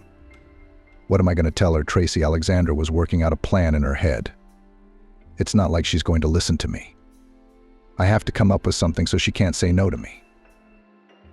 The mother drove to her son's house almost every day. She was tired of running back and forth. "Mom, why isn't Lenora coming?" Daniel asked her one day. "Why don't you ask her to come over and see me? I miss her." "Daniel," she said as gently as possible. "Do you understand? And Lenora's gone. Her mom's sick. So she has to live in the village for now." Tracy Alexandra realized that she couldn't tell Daniel yet that Lenora had left him. It might make things worse for him. "Mom, call her," he asked. "Please. I want to hear her voice so badly." Tracy Alexandra was confused. She left the room and dialed Lenora. "I'm begging you, well, play along with him," she cried. "If he finds out now that you left him, God forbid." "Well, okay, I'll say a few words to him, and that's it," the ex-lover replied angrily. "If Wade finds out, he'll kill me." Lenora wasn't as affectionate as she'd been before. But Daniel was somewhat relieved. "Mom, did you see her?"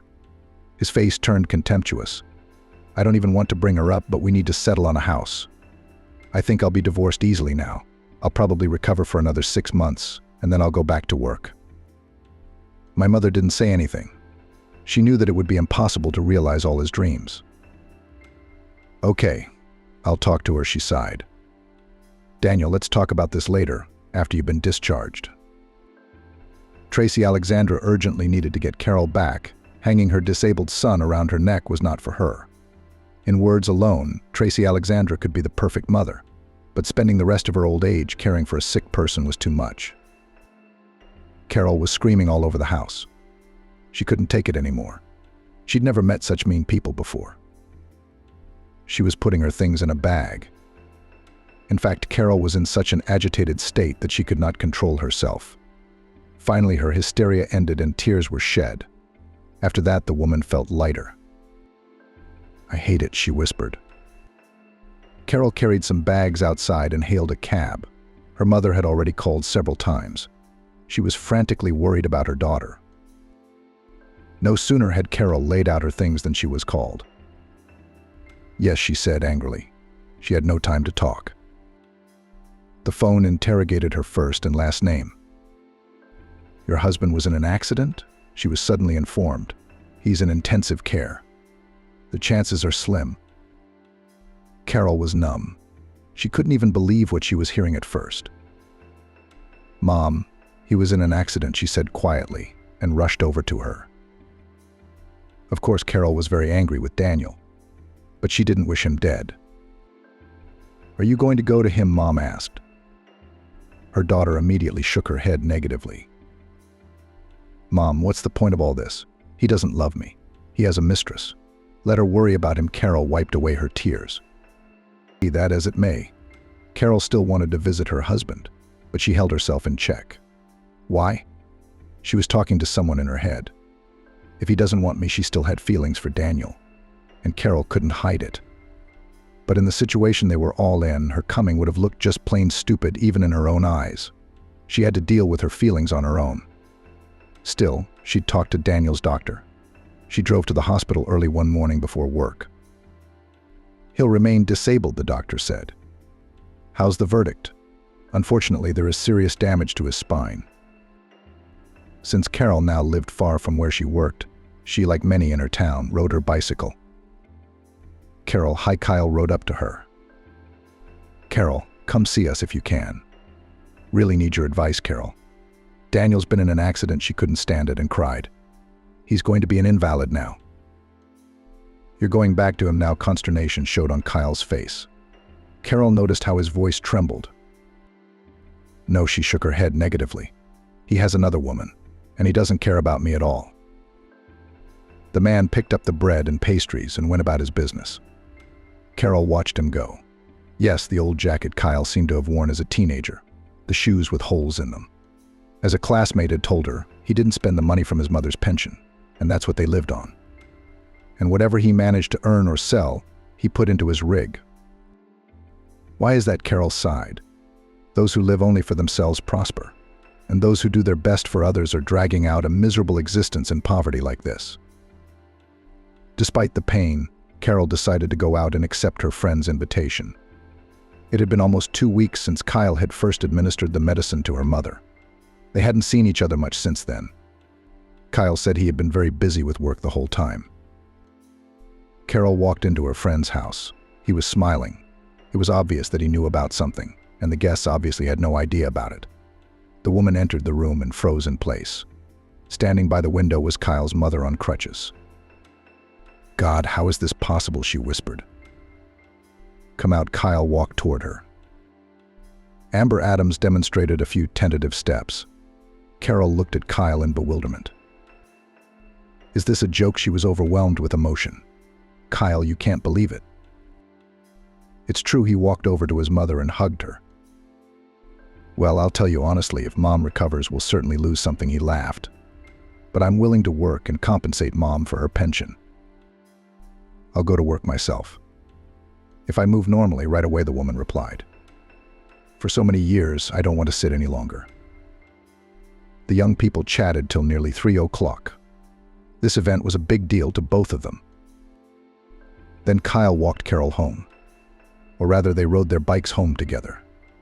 And then he came home. Carol went to bed. She thought about the patience and stamina it took not to break down like that. And Kyle, he said, had been failing for years. He'd quit for a couple months, and then, it'd be like an impulse from inside him to get up. He'd get back on track, her friend told her. Carol herself felt that now that she was free, she could do something useful. She would really like to support Kyle first. If I could find someone interested. She sighed. Then Kyle would have a chance at life. If he paid good money for the patent, it could be enough for him for years to come. Maybe someone else would invest in the invention.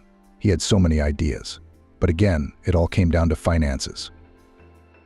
The teacher Carol contacted told her right away that government organizations were unlikely to be interested in such a thing. They wanted everything for free. So you have to look for someone from serious businessmen. And where will you find them, these businessmen? She whispered frustratedly. It's one thing to be in New York, but it's another to be in a province like this. The next day prepared new adventures for Carol. Around 10, Tracy's mother-in-law Alexandra approached her stall. Panting with anger, Carol tried to be as friendly as possible. "We could talk to you," she smiled for emphasis. Carol thought it would be about the divorce or the division of the apartment, since those were still open to her. So she agreed. There were no visitors, and the woman stepped outside. She crossed her arms over her chest and waited. Carol, her mother-in-law, sighed. "You misunderstood us last time. You see, she seduced my son. It was obvious she was struggling with every word. Anyway, she's been blackmailing him, threatening Daniel. She's got some man. I'm pretty sure he's the one who beat up my son 3 days before that accident." Lenora stated that if Daniel didn't bring her gold jewelry as a gift, Tracy Alexandra held her handkerchief to her mouth. "My son would be stabbed to death. We wanted to make it look like you had my jewelry that she wanted. Like you'd taken it." Carol clearly sensed that her mother-in-law was trying to put her in a state of pity for her and Daniel. She even began to sympathize with her husband. Emotions overwhelmed her and she stopped thinking rationally. "Okay, stop," she said to either herself or Tracy Alexandra. "Now, don't make a fool of me. I wonder how it's possible to blackmail a man into sleeping with someone. That can only happen by free will. Did she tie him up, rape him?" Tracy Alexandra was silent. She tried to catch a single sensible thought in her head, but she was having none of it. "Carol, but I'm begging you. You don't leave him. Daniel loves you very much. He keeps asking, when are you going to visit him? I'm begging you." Her mother-in-law was still looking at her. "But as far as I'm concerned, your son doesn't want a mistress." "And you do now," Carol laughed. "I'm always amazed at people like that. How can you be such a creature? I mean, you're nothing. How loudly you shout it, 'My Daniel, what's the problem?' So you look after him yourself." "Carol, well, you must realize that I'm not young anymore," she said in an angelic voice. "I don't have the strength to visit him." One thought occurred to Carol, and that would be the last thing she would do for him. Tracy Alexandra cheered up. She didn't understand what Carol was talking about then, and Carol wouldn't talk to her again. To her delight, people approached. Tracy Alexander almost sent her an air kiss out of joy. After work, Carol drove to Kyle's house. He was tinkering in the workshop as usual. Sitting on the bench was Amber Adams. She was happy, smiling, and greeted Carol. "Oh, look, I walked with crutches. Much better today," she said. Carol hugged her with delight. Kyle watched them from the sidelines. He was very pleased that his mother liked Carol. "Shall we go?" He waved to his guest. "There's something else I want to show you." "Kyle, could you help me?" Carol asked seriously. "Do you think your stuff could help Daniel?" Well, he scratched his head. "I can't say for sure. But if you think about it theoretically, yes. I mean, Mom's bones are regenerating, and so are tendons and nerve connections." "Could you help him?" Carol looked hopefully into his eyes. "If he agrees." "All right," Kyle answered without much enthusiasm. "I'll do it for you." Carol didn't pay much attention to his last words. It wasn't that she wanted to go on living with Daniel, but she clearly felt that she had to give him the chance. "Thank you." Carol suddenly ran up to the man and kissed him on the cheek. Kyle blushed. He went out of his workshop under the pretense of taking something, rushed into his room and collapsed on his bed. He was very afraid that someone might find out about his secret. "Well, are you ready?" After a minute, he entered the workshop again. "Carol, come on, look at this." He opened an old notebook with yellowed pages. "This is a plate that is supposed to generate special radiations. Its power is small, but unlike those that now exist, such radiation should deliver the drug to the bloodstream without any interference." "Are you saying that it is possible to somehow transfer the medicine into a vein without a syringe?" Carol opened her mouth in surprise, but Kyle was pleased with her reaction. "Carol, it's all about the radiation. It sort of takes the particles of any drug and delivers them to the right place. Rex has already experienced the benefits of this new method." Carol laughed. What was Oscar injecting him with? He was very pleased by the way Kyle laughed. It's all about the plate. It requires a special alloy. Then I coated it several times with different liquids. I have another idea. But it would require special equipment, very thin plates of quartz with other materials layered on top of them. I definitely can't do that here. The plate that I have, so far, delivers only 50 to 60% of the drug. So that's a start, too. Carol looked at this thin, unremarkable man and marveled at his intelligence. He spoke so simply about such serious things, talking about his mistakes and unprofessionalism. Kyle, you're a genius. Carol couldn't take it anymore. She kept her eyes on him. The man blushed. I don't know anything at all, he mumbled. There are such luminaries, I'm no match for them. You're wrong, he said, and that struck a nerve with her. I'm proud to have you as a friend, and I'm sure you'll accomplish a lot. I'd like to get my mom back on her feet, he said sadly. Of course, it's a miracle what's happening now. But I'd like to see her walking freely in the yard, growing her favorite flowers.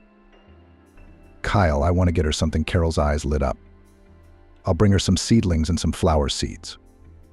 I don't know anything about that, he smiled. I'd really appreciate it if you'd look into it. It was one of the best evenings they had ever had as friends. Kyle saw Carol off. Late. Carol, thank you. A friend said goodbye to her. I wouldn't have succeeded if it weren't for your support. I really appreciate it, he lowered his head. Kyle, you're a very good friend too, and I feel like you underestimate yourself, Carol replied. Carol touched his hair. Kyle got on his iron horse and rode toward home. His heart was singing. It was May outside. The next day, Carol wanted to go to her husband's house from work. Of course, there was great anger in her heart, but she realized that she would never take revenge, especially not if Kyle's drug could help him. There were no harmful substances in it. Any doctor would have said it wouldn't work. But as Kyle himself had said, it wasn't so much the composition that was the main thing here, but the process of getting it. Carol tossed the guests into her bag, got on her bike.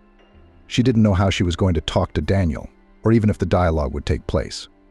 Carol waited a moment to catch her breath. She went over in her head what she was going to say to her husband. She looked into the room, and there was nothing there. That was the most important thing. Carol really didn't want to meet her mother-in-law. And Daniel was awake. You could tell by the look on his face that he was thinking about something. Lenora had told him that she wouldn't be coming to see him in the next few months. Daniel got some kind of strange premonition. What are you doing here? He asked his wife in horror. His cheekbones shifted nervously. Go away. I don't want to see you. Daniel, let's talk to you, Carol said calmly. We're adults. This is all your fault. Is it your fault that I'm lying here right now? Daniel accused his wife. Daniel, come on. You know that's a lie. She tried to calm him down. I can help you. He laughed to devalue Carol. You've accomplished nothing in your life except your stall. Kyle invented a special drug that helps your bones get back to normal. It's perfectly safe, the wife began. I don't want to hear about that quack. Although I'm not surprised you cheated on me with him. You're both assholes. Daniel shouted, drool flying from his mouth. Get out, Tahir. I wish Kyle would die sooner. That penniless hobo on his prehistoric bicycle. Daniel, he lifted his mother. She's been in a wheelchair for years. This is your chance. Carol tried to ignore his profanity. Go away, Daniel shouted, and his red face said he was in a very emotional state. A nurse came running in and asked her guest to leave. Carol saw Daniel turning his head from one side to the other and shouting something. What did his pumped-up body give him? Sighed the wife. His psyche is so weak that his muscles could never compensate for that loss. Carol was genuinely sorry that Daniel had refused her help. She realized that it was unlikely that his mother would mess around with him. She'd already hinted at it when they'd met. It's his choice, Carol whispered. I did the best I could. His accident wasn't my fault. I never cheated on him. 2 days later, Carol's mother-in-law came to work again. She was no longer asking her to go back to her son. Carol, I think you need to take Daniel's situation seriously, she said. I'm asking you to give him the house. I can't cure him on my own. Okay, Carol agreed. But on one condition, you'll never be in my life again. Tracy Alexandra agreed. After the tantrum her son had thrown at her about Carol, she had no more requests or complaints for her. When Daniel's mother started this game, she felt like a real queen. But every game comes to an end sooner or later. And the one who seemed at the beginning to have every chance to win, by the end of the game lost. Everyone had made their choice. Even the accident didn't break Daniel's pride. Who knows, maybe thanks to Kyle he could have stood up, but that would have been beyond the realm of dreams. Because men like Daniel would never reach out to men like Kyle. It's beneath their dignity. It was painful to recognize that Daniel's life had no value, as he lived only for himself. And such crazy romantics, dreamers who look like fools from the outside, are capable of moving mountains. And so ended the story of Carol and her husband. After that, the woman was never again interested in Daniel's life. He was rumored to be living with his mother. A few days later, Carol met with Kyle. The man gave her a very strange look. "So are you going to help him?" Breathlessly, he asked. For Kyle, you could say it was a matter of life and death. "No, he rejected our help," she smiled faintly. "Kyle, I don't want to talk about this anymore." "I'm all for it," he cheered. "Carol, Mom made her first cake today. She really wants you to come over for a visit." "Okay," she promised Kyle. "Tell her I'll be there." Kyle's invitation lifted her spirits. Carol worked through her day so effortlessly, as if she were being held above ground by some force. "You're glowing today," customers told her. "You're in a good mood." Carol nodded at them. She really did feel happy, as if a heavy weight had been lifted off her shoulders. The evening had been so wonderful that Carol didn't even want to go home. It seemed to her that this was where she belonged. They sat in the workshop after tea. Kyle stared at his guest. His lips moved as if he were saying something. "Carol," he said quietly. "I'm like, how do I say this?" The woman stepped closer to him and stroked his face with her hand. "I love you." Kyle finally said. "I love you too," she kissed him. "I want to be your muse."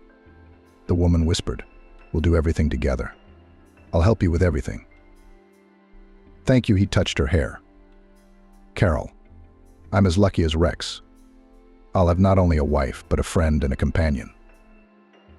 "I believe in you," Carol said. "You will succeed. Kyle, you're a genius. You have to admit it." "I'll try," he said timidly. "I'm not afraid of anything with you." The man breathed in the scent of her hair and couldn't believe he could be so happy. 7 years had passed. "Kyle, we're here," came from the backyard. "Are you home?" Carol headed toward her husband's huge workshop. On the way, she stopped and looked at the beautiful garden. She and Kyle had managed to find a sponsor back then, after all, and Kyle had made some very good money. They had bought a 2-story house with a large lot. Amber Adams was on the first floor. She ran the garden. Carol took care of the children, but most of the time they all spent together in the lab at Dad's house. Carol gave birth to a son almost a year after she registered. And when he turned 3, they had a yearling daughter and another boy. In general, as Carol predicted, Kyle became not only a scientist but also a caring father. And despite his crazy busy schedule, he made time for his children. Now, many years later, the man was again working on the development of non-contact administration of drugs by means of special radiation. There was a businessman who invested good money in his invention. And since Kyle couldn't live without his inventions, of course he agreed. Dad. His oldest son ran into his workshop. "We're back." "Oh," I hadn't heard his father jumped up. "How was your vacation? Did you enjoy it?" "Yes. Grandma didn't even want to get out of the pool," Oscar laughed. Why did he open his mouth in curiosity? "I'll tell you all about it later." His father took him in his arms. "Let's go to Mommy first." Hi, her husband hugged Carol. "I see the kids are excited about the water park," he smiled. "I don't know about the kids, but I sure am." Amber Adams laughed. "I'll have something to tell you about tomorrow at work." "I wish you could have come with us." Carol touched her husband's hair. "Next time, I promise." He put his arm around her waist. but my muse. It's time to inspire me.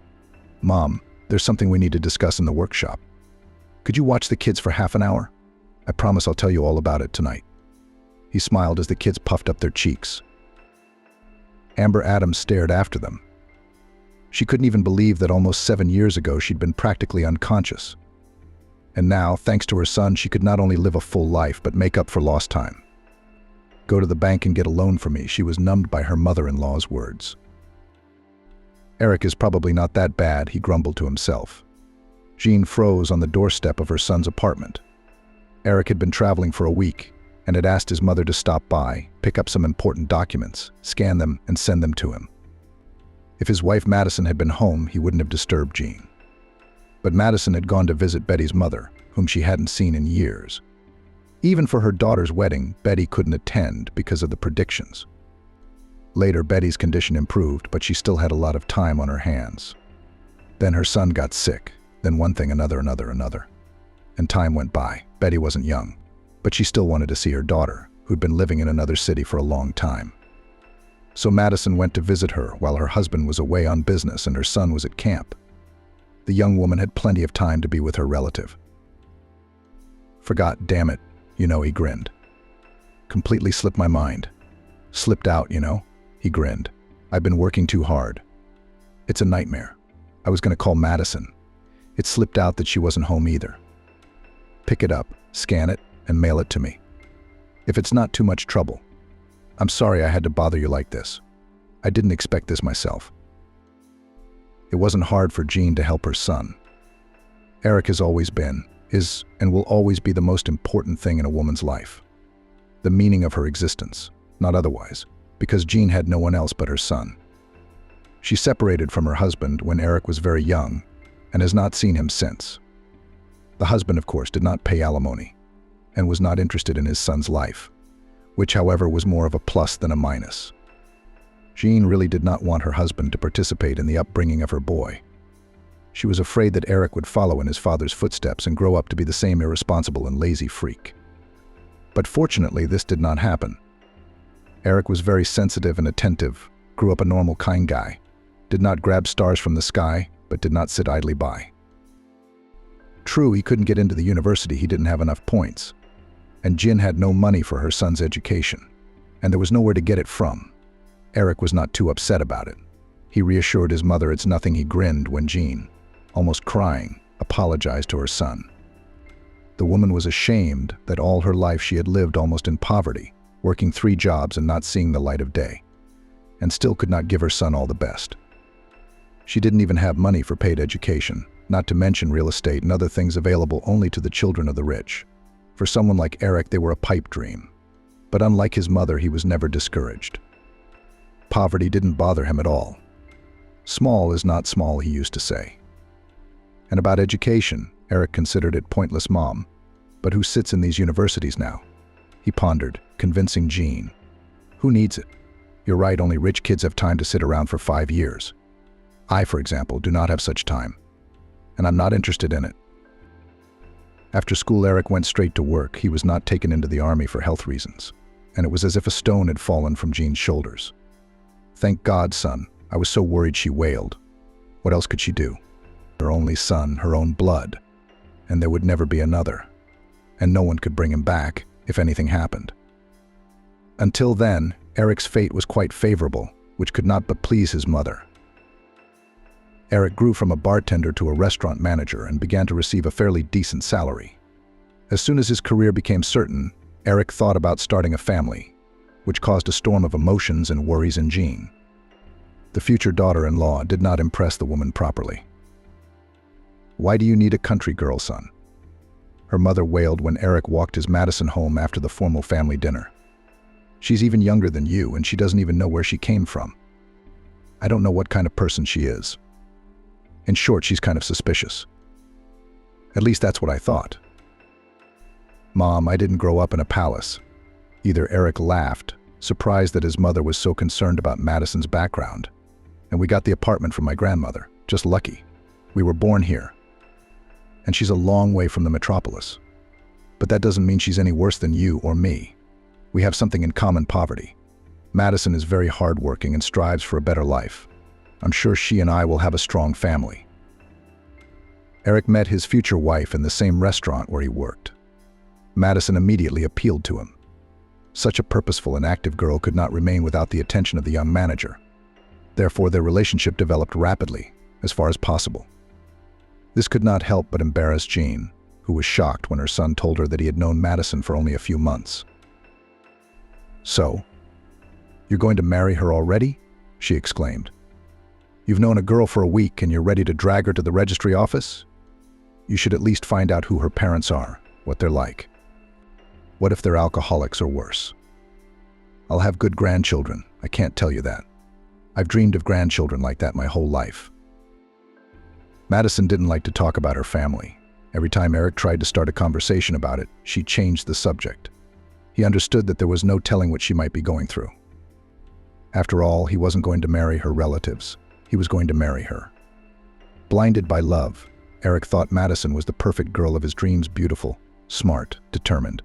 He didn't need another bride. He paid no attention to his mother's words.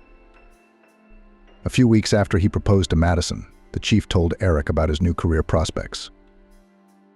"I'm going to be expanding my network." John Smith shared his plans. "I think you could help me with that. You've been working for me for so many years, serving me faithfully, so to speak. You can be trusted by me and my institution. So I have an offer I'm sure you won't refuse. Let's talk about it. If you don't mind, of course. I wouldn't want to postpone such important matters." "How could you think that?" Eric grinned. "You know I'm always in favor, especially when it comes to work." "That's good," smiled John Smith. "Then come to my office in an hour and we'll talk and discuss further plans." Eric was happy when the chief informed him that he wanted to make him his confidant. At last he would have the job he had always dreamed of: traveling, negotiating, looking for places to open new locations in other cities. An amazingly interesting and busy life, and most importantly, a very decent salary. Of course, John Smith promised Eric a substantial fee. It's not just sitting in one restaurant. Compensation for the trouble must be motivating. Well, the chief winked. "So we've agreed on everything?" Of course, Eric nodded.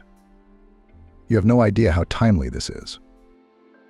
Eric was just about to get married. He needed the money now. He needs to get an apartment. Madison and I weren't going to cramp my mom. That's the right thing to do, Eric reasoned. But I'd be careful with that girl if I were you. Well, so would you, sighed Eric, who didn't understand how Madison could be disliked. She was so wonderful, so amazing. And his mother's attitude toward her potential daughter-in-law was something Eric could understand. Jean was just jealous of her only son. She was afraid that once he married her, he'd drift away from her. At first, he would visit occasionally. Then communication would be limited to phone calls, and eventually they would become a luxury. The woman was just worried that she would be all alone. After all, she had no one but Eric. But what could be confusing in a girl with whom he did not even know? No one. Eric sincerely did not understand, so he did not develop this topic too much. He felt it necessary to ask carefully why Madison suddenly aroused such antipathy in him. Well, I've been around for a while and I've seen a lot of different people, he said meaningfully. I've learned to understand them. And I'll tell you something, Madison. Your girlfriend is very complicated. She never does anything for nothing. I'm guessing you're going to say. What's in it for her with me? If she wanted a favorable arrangement, she would have found herself some millionaire who sprinkled her with gold and the best resorts in the world took her. But if she's with you, then there is a benefit. And then it's a benefit. And then it's up to you to figure it out. As they say, you can't use your own head. Eric didn't take the words seriously at the time. Madison was too precious to him to look for flaws in her. And the girl didn't look like a cunning predator who came to megacities in packs every day in search of a better life. But it seemed so only at first glance. People with experience saw right through Madison. But not Eric. He was too naive and well-mannered. He'd spent his whole life riding up his mom's coattails. He grew up poor, but he was cared for and loved. He just couldn't see the bad in people. Madison didn't even know what Madison was after. Although the girl was indeed not amiss, but showed herself in all her glory much later, which left a deep wound on Eric's heart, which, as it seemed to him, will never heal. And everything had started out so well: wedding rings, traveling, buying an apartment, and plans for the near future. The moment Eric married Madison, he thought he was the happiest man in the world. Even Jean, who was quite skeptical of her son's family life, couldn't spoil his mood. Eric was elated and hoped that in the very near future his wife would give him a baby boy. It was time for him to become a father, and he didn't want to postpone this important event. Only Madison didn't show much initiative. To be more precise, she wasn't going to have a baby at all, and did everything she could to avoid getting pregnant. But she didn't tell Eric about it, of course. With all her might, the girl pretended that, just like him, worried about the lack of heirs. Allegedly ran to doctors, each of whom said the same thing, which Madison then, with a sigh, recounted to Eric. And he believed her and waited patiently for the moment when all the problems would be resolved. Eric didn't even realize that would never happen, because there were no problems. Madison couldn't stand children. She was allergic to infant crying and screaming. She herself had grown up in a large family, and instead of reading books, going out with friends, and doing useful things for herself, Madison had to babysit the younger ones her mother gave birth to. When Betty learned that her daughter had made a good deal, she was happy for her, but reminded her of the younger children, "Don't forget to send us some money. Just a little bit, but at least something. Rachel's shoes are worn out, and Anthony needs to get ready for school." "You know I don't make that much," Madison thought to herself indignantly. "Did I really give birth so I could work for all of you?" She married out of a peculiar calculation. Initially, Madison realized that Eric could not provide her with a rich and luxurious life, but he had something important. He genuinely loved Madison and would do anything for her. Besides, Eric was a local resident and had his own apartment. He was a very favorable candidate for Madison, and it would be foolish to pass him up. If she married some fat rich man, she would be enslaved, and her whole life would be reduced to satisfying the whims of an old rich man. That was not Madison's plan at all. After the wedding, she was able to quit her demanding job and stay home. Eric hoped that Madison was about to give him a baby boy, and then a second and third child. He wanted a large and strong family, so he decided that Madison would take care of the house, the nest, and household issues. When buying an apartment, Eric did not skimp, took a large and spacious. This really upset Jean, who hated her daughter-in-law, but hoped that the young people would live with her. The apartment needed renovation, and she expected the newlyweds to do it. However, Eric wanted to live separately with his wife and hoped that his mother would understand him. "Mom, we cannot live with you under the same roof. You don't like Madison and are against our relationship. Sooner or later there will be conflict, and I don't want that. Besides, we want lots of kids. And you're not old enough. You need a vacation, not a baby crying at night." And so it was. Only Jean was very afraid for her son and did not trust Madison. And as it turned out, with good reason. About a year after the wedding, the daughter-in-law never gave her son the long-awaited heir. Mother-in-law increasingly often asked uncomfortable questions: how and why. All this very annoyed Madison, who steadily drank birth control pills and prayed not to get pregnant. But contraception failed her. Madison went to great lengths to feign joy when Eric guessed she was pregnant because of her recent poor health. Until recently, Madison hadn't believed she was knocked up, writing it off as overwork. But when she discovered the delay, she was horrified to realize that she couldn't escape her fate. Termination of pregnancy was out of the question. Eric would have realized everything and divorced her. She had no choice. She had to register and pretend to be happy. "How long have I waited for this?" exclaimed Eric over the moon. Finally, the dream has come true. The long-awaited baby is about to be born. From this moment on, Madison and I will begin a new beginning in our relationship. Throughout her pregnancy, Madison had been feeling very ill, which made her disgusted mood even worse. "Damn this pregnancy," she resented, complaining to her mother about feeling sick. "May it all burn blue. I hate it. That's what these modern methods led to. Now my whole life is down the drain. I don't know what I'm going to do. I have no experience.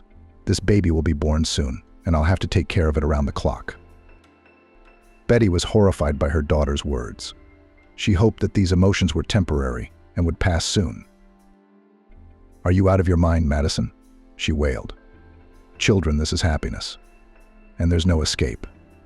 You married a townie with an apartment, and now you're working your ass off. What else can I tell you?" Betty didn't attend her daughter's wedding. Madison asked her not to come. "But you realize that bringing all these people here, Rachel and Tyler, is going to raise questions," Madison reasoned. "It's not good for me, you know. Eric's mom can't stand me. And if she finds out I have a large family, it'll be the end of me. But it doesn't matter to you. You can look at the pictures later. And it's not going to be anything special. It's just a celebration with all the trimmings. Betty didn't have anyone to leave the kids with. So there was some truth to what her daughter said. And she didn't want to ruin Madison's personal life. Her future depended on it. Rachel and Tyler are no strangers to family. Madison did send money. And after she started dating Eric, the amount even increased a little. At that time, still future husband always gave her beloved pocket money, and she sent them to the family. Betty could not be happy, finally bought normal shoes for her brother and sister, clothes. "Thank you, my daughter," she wailed, almost crying. "Thank you for not forgetting your family. I don't know how to thank you." Madison wasn't doing all this for her mother, her brother and sister, but for herself. If it were up to her, she wouldn't give a dime to her family. But the girl was not ready to listen to the regular reproaches of her mother. So she gave Betty a little money for poverty, just so that she would not bother. And so it went on until the birth. With the birth of the child, Madison planned to change the established order and perhaps remove the mother from the maintenance, if because of her lies would not fall into a trap. After that, there was no way Madison was going to be without her mother's help. Although who would have thought that things would turn out this way? They say old love never rusts. Only in Madison's case, it wasn't love, it was entertainment. But still, it was better than nothing at all. After the arrival of his son, Eric worked even harder. Of course he did. How could it be otherwise? The happy father tried hard for the sake of his son's bright future, so that the boy by adulthood had an apartment, a car, and a good education. And Eric did not plan to stop there. As soon as Braden was born, he immediately started talking about a second child. But Madison had given herself her word that this was the first and last birth of her life, never again. She vowed to herself as she looked in the hospital restroom mirror. Eric was bouncing with happiness and delight, and Madison struggled to bring herself to hold her son to her chest. Her whole body ached. She struggled to move her legs and cursed the contraception that had failed her. "Doctor, do whatever you want," Madison begged when she finally managed to talk to a doctor. For a few days after the birth, the world revolved around little Braden, and no one cared about Madison's suffering. At least that's how it seemed to her. Deep down, she hated her son. The boy caused Madison absolutely no feelings or emotions other than disgust. "God, how awful this is," she muttered to herself under her breath, trying to get away from the difficult labor. She couldn't imagine how she had survived it all. However, after a while, Madison thanked fate for the fact that the birth of her son was given to her so hard. It turned out that because of several mistakes made by the obstetrician and the complexity of the whole process, she is unlikely to ever become a mother again. "You know, it happens," the doctor sighed regretfully. She had no idea how happy Madison was to hear those words. Of course, there was no 100% guarantee, and the girl planned to keep taking the pills. But it was at least something. She definitely wouldn't be able to take it again. It was so awful that Madison didn't even want to remember it. She asked the doctor not to say anything to her husband yet. She didn't know how Eric would react to the fact that this was likely to be the first and last time he became a father. He could get angry or make a scene and blame the doctors. Madison didn't want that, especially since the doctor wasn't saying anything definitive. "Time will tell," she reasoned. "We'll live to see. Maybe I'm being overdramatic, but I just couldn't not tell you." Madison really hoped the doctor's prognosis would come true. There has to be a holiday on my street after all. I should be able to breathe easy and free. I deserve it. Especially since the role of a mother of many children the girl has never enticed. Life at the ready, this is yes, but to reproduce like a rabbit, definitely not. It's not my thing. So Madison was convinced that Eric should have tempered his ardor. But since he was not ready for it, the circumstances were very much to the girl's advantage. Madison was only involved in her son's upbringing partly.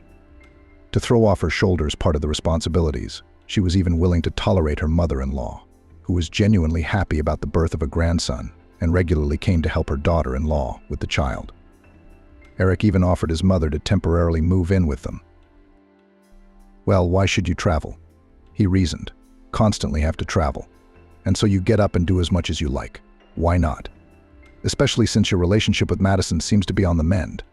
You're not even criticizing her as much lately as you used to. Jean just didn't want to upset her son. He would surely make excuses for his out-of-touch wife, such as saying that she was still young and inexperienced, so she didn't know how to take care of a child. Eric would never admit that Madison was a bad mother who didn't care about her son. A veil of happiness was covering his eyes, and the man just didn't see it. Jean, on the other hand, saw it all. She had a keen eye for such things. You can't fool an experienced woman. Madison had it all written all over her face. Just a glance and everything became clear at once. Only a lovesick and happy fool like Eric could ignore such obvious things. But that came with time. Jean was sure that sooner or later her son and daughter-in-law's relationship would crack. They were two different worlds. If Eric was a model family man, an honest, decent man, Madison was clearly a man of her own mind, and her soul was black. And someday Eric would see that, just so it wasn't too late. Jean didn't want to think about it. Such thoughts depressed her. Since Braden's birth, all her attention had been focused on her grandson. What happened to Madison was no longer of any importance to her. She wasn't helping her daughter-in-law, but her son, who was struggling to provide a decent living for his family. But despite the fact that Jean stopped reacting to Madison like a bull to a red rag, she absolutely refused to move in with him. She did not change her attitude toward her daughter-in-law and did not want to live with her under the same roof. Eric understood his mother's decision and did not insist. He was very grateful for her help. It can be considered that Braden grew up in the arms of Jean, who did everything that depended on her to ensure that her grandson had a prosperous childhood. When the child grew up, the woman often took him to visit her. Madison was all for it. The less time she had to spend on the child, the better. She had the opportunity to spend those hours on herself. And what could be better than a break from all that work? And her soul was begging for a break. And Madison saw her son as just that, a burden. She was very tired of him and could hardly hide her emotions from her husband, who, as it seemed to her, had completely withdrawn because of constant employment at work. And if he worked for his wife's wants and needs, Madison would not even say a word to him. But Eric wouldn't let her spend any extra money, saving it all for the future. Even to send some money to Betty, Madison had to save the money she'd been given by her husband and find a way. She hardly ever went into the details of her family's life. Meanwhile, her brother and sister were growing up and demanding more and more from their mother every day. They needed money for this, that, and the 10th. Once Betty hinted to her daughter that it would be a good idea to help with Rachel and Tyler's future, to which she said nothing and walked away from the conversation. "Let's not look that far ahead," Madison replied meaningfully to her mother. "When you asked if I could drag my brother and sister to the big city afterward, they're too young to talk about it. When they grow up, when they decide what their future plans are, then we'll talk about it." Madison thought to herself that no one had ever gotten her anywhere or helped her in any way, and for some reason she had to do it again. Or not again, but again. And then Greg showed up if he wasn't laden. He fell on Madison's head like a snowball and brought confusion into her relatively peaceful and trouble-free life. When the former lover, whom Madison dated in her distant youth, wrote to her on social media, she didn't even believe it at first. How did he find her? He'd been looking for her with a purpose.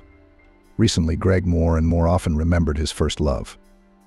His personal life did not work out, his career did not work out either, and so Gregory was more and more often immersed in the memories of the distant past. Word of mouth got around and they agreed to meet. Madison decided why not. She hadn't even realized that Greg had moved to the big city, too. And it was the one she lived in. After all, they hadn't spoken in years. And this meeting was something she'd wanted at first purely out of curiosity. Madison wondered how the former beau was doing. But after a while she realized that Greg could be a good entertainment for her. Her husband was constantly missing on his business trips, all the money he made. The son was almost constantly in the care of Jean, who loved her grandson very much. And since her mother-in-law considered Madison a bad mother, she tried as little as possible to give her the opportunity to spend time with her son. And the daughter-in-law was only too glad. There was more than enough time to cheat on her spouse, so she didn't hesitate. Just a few weeks after meeting Greg, she got involved with him. They met in a small rented apartment, in which the young man lived alone for several years. Madison hadn't even considered hiding, just took and left to her lover, dumping her son to her mother-in-law. And the mother-in-law hadn't asked her daughter-in-law any questions in a long time.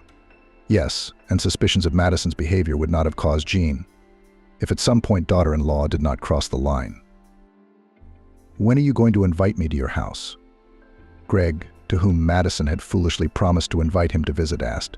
She said that when Eric was on a business trip, she would invite Greg. Madison said, "I'd like to spend time in a normal apartment, not this dump." Greg didn't have money for rent or a hotel.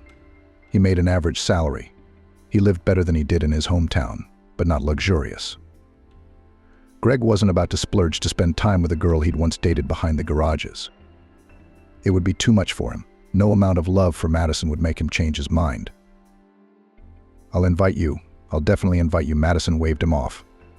"Only you'll be my former classmate, nothing more." "Got it." What, Eric might suddenly come back? Greg grinned. "Then maybe we shouldn't take any chances." No, it's not that. Madison sighed, knowing her mother-in-law had the keys. The girl's act was as stupid as possible. Anyone else in her position would never have gotten involved in such a venture. But that day, when she and Greg had spontaneously secluded themselves in the marital bedroom, there was no sign of trouble. Eric was on a business trip. The son was at camp. Who would have thought her husband would forget the paperwork he so suddenly needed at home? Madison didn't even hear the door open. Her mother-in-law, on the other hand, knew what was going on right away. It was hard not to guess from the sounds coming from the room. Jean was furious. She was ready to burst into the room and kick her daughter-in-law out of the house. But she found the strength to calm down and look at the situation sensibly. It didn't take much intelligence to cause a scandal and destroy her son's family. Except that Eric would never forgive it. Jean knew that. So she decided to make the best of the situation for herself and her son.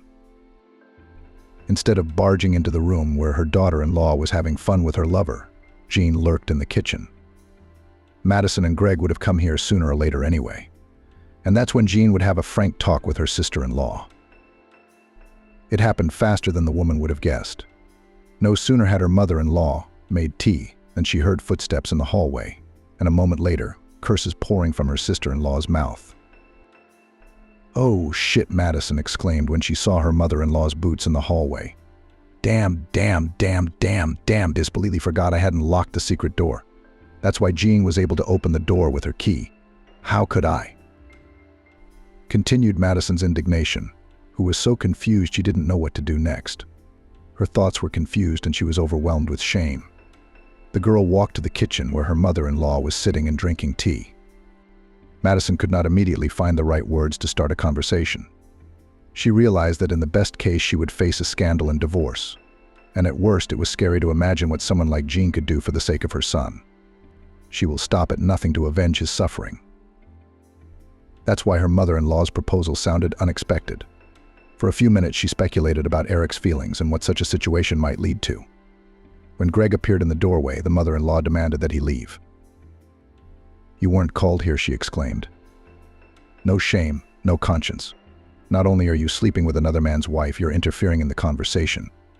"Greg, you really should leave now," Madison muttered, confused.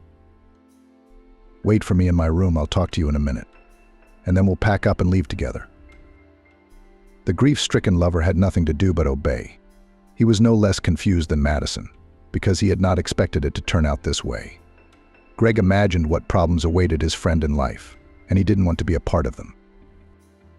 Madison was ready for everything, except for the fact that her mother-in-law would be so cynical about the situation and demand money for her silence. "So, that's it?" the mother-in-law said, looking Madison intently in the eye. Jean's tone did not bode well. So the girl froze, waiting to hear what she was so afraid of. And after all, divorce was not part of her plans at all. Next to Eric, Madison lived quite freely. He was constantly working, and despite the fact that he saved most of the money, still provided her with quite a comfortable life. Her mother-in-law took care of her son most of the time. It was a dream life, and Madison was in danger of losing it all. But she did. In return for her silence, her mother-in-law demanded a large sum of money, which Madison had no place to get. If you want to have fun, Jean said. As they say, bad things are easy, and you are not capable of anything else in this life. But my son mustn't suffer. If he did something stupid by getting involved with you, then my Eric doesn't have to be responsible for all your shenanigans. And I'm prepared to keep your affair from him. It will avoid a scandal and save your marriage. But in return, you'll owe me something. And don't take too long. I need the money as soon as possible. If I don't get it, I'll tell my son. Then you can kiss this apartment and your carefree life goodbye. And considering that you haven't worked or done anything for years, it's not hard to guess that you'll be left with nothing. You'll go back to the country, where you belong. Madison guessed why her mother-in-law needed such a large sum of money, but she didn't dare to say it. Where would I get that kind of money? She mumbled confusedly. You know I don't have a penny. Eric handles all the finances in our family. Maybe you should ask him. Her mother-in-law laughed. Jean didn't know how to react to her daughter-in-law's absurd suggestion. If she could ask her son for money, she would definitely do it. And she had already tried many times. Mom, well, understand you, but I cannot invest such a large amount of money to repair your apartment. Justified the son. You know Madison and I have a baby. I'm saving every penny I can to buy another place to live. I have to think about my son's future, and by the way, your grandsons. You love Braden too, don't you? We should have sold the old place a long time ago. It's more profitable than fixing it up. You're not a stupid woman. You know that. And frankly, I'm amazed at your persistence. Jean would be happy to sell the apartment, but could not, because her late mother strictly forbade her to do so. When Alexander was alive, Georgia gave her daughter her word that she would never leave her inheritance in the hands of strangers. You see, this apartment is the whole meaning of my life with my father, said the woman. It was inherited from my late mother and must pass from generation to generation, while remaining in our family. It has a special energy, and the apartment itself is special. You just don't realize it yet, but in time you will. Jin really didn't understand. Her late mother's words were still a mystery to her to this day. What were these features of the inherited apartment that her mother was talking about? What was so special about it? And why Alexandra Georgia so did not want the dwelling to ever end up in the wrong hands. For the modern world, her desire was wild. Selling old apartments and buying new ones had long since become commonplace, and it was at least strange to cling to a property whose walls were about to fall off. But Jean had to do it. Since Jean could no longer live with the encroaching mold in the kitchen, bathroom, and wallpaper yellowed from dilapidation, she had to get the money for repairs somewhere. Jean even tried to take out a loan, but was turned down. Apparently the income is very small, she sighed to herself when she got home from the bank. And the age is not the same. The amount is large. Apparently they're afraid that I'll die and won't pay it back. Bastards. And Eric, on principle, did not want to spend on this junk. He bought a new home, and his mother's apartment was not needed for nothing. Just because Jean didn't want to sell it wasn't his problem. And it didn't mean Eric had to shell out the money to fix it up. The woman wasn't going to sit idly by. And the way things had turned out, it was the perfect excuse to get the money she needed. Jean had no doubt that her sister-in-law would get the money. People like her dig with their noses. But they'll get their way. Go to the bank, get a loan, she said, breaking the silence between them. I don't care. And at the same time to get a job, because not bad so settled on the neck of my Eric. You don't work, you don't raise your son?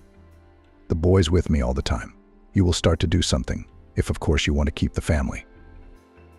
Finishing her tea, her mother-in-law declined, and Madison returned to her lover Greg's room, who by now was sitting fully clothed on the bed, perplexed. No, well, did you hear that? Exclaimed the girl indignantly. What an insolent woman. It's just lawlessness. And after all, always from herself so good and decent built, but in fact unscrupulous and unprincipled. A blackmailer. What am I supposed to do now? Where am I supposed to get such money? Should I steal it? This is out of the question. It's a nightmare. Greg didn't understand what was being said, as he hadn't heard Madison's conversation with her mother-in-law. But when his mistress brought him up to speed, the man had a plan, and a very cruel one at that, listening to which even Madison with her cynicism was a little confused. Don't be in a hurry to refuse. Greg said, you'd better think about my offer. We'll kill a lot of birds with one stone. We'll give your mother-in-law money for repairs, and you can leave your husband at any time. That's what you want, isn't it? If you didn't want a baby, you'd be hanging out with me right now. No, divorcing Eric and marrying Greg were not in Madison's plans at all. She was happy with the status quo: one man for life, another for bed. It was the way many married women lived, and she was no exception. Madison didn't want to get involved in such a risky venture with her lover, but only until she realized with horror that she had no choice but to heed Greg's advice and put his plan into action. Turning to credit organizations was absurd. Who would give a loan to someone who was unemployed? A quick and easy way to make money was the only way Madison could solve her problem, and after a few days she realized that she simply had no other choice but to accept. "What are you so worried about?" Greg reassured his mistress. "You don't even have to do anything. I'll do everything myself. You, most importantly, agreed with your mom. Will she agree to help you?" "Of course she will," Madison sighed. Where's she supposed to go? On that fateful day, Jean was walking with Braden on the playground, as usual. Before she knew it, the poor woman had been hit on the head with something heavy. It was early in the morning, so there were no witnesses to the incident. As soon as Jean woke up, she immediately ran to look for her grandson. But the boy was nowhere to be found, and naturally no one had seen or heard anything. Braden liked to walk early in the morning. He was generally a very active and mobile child. He got up at dawn and went to bed very late. In a word, restless. And now he's gone.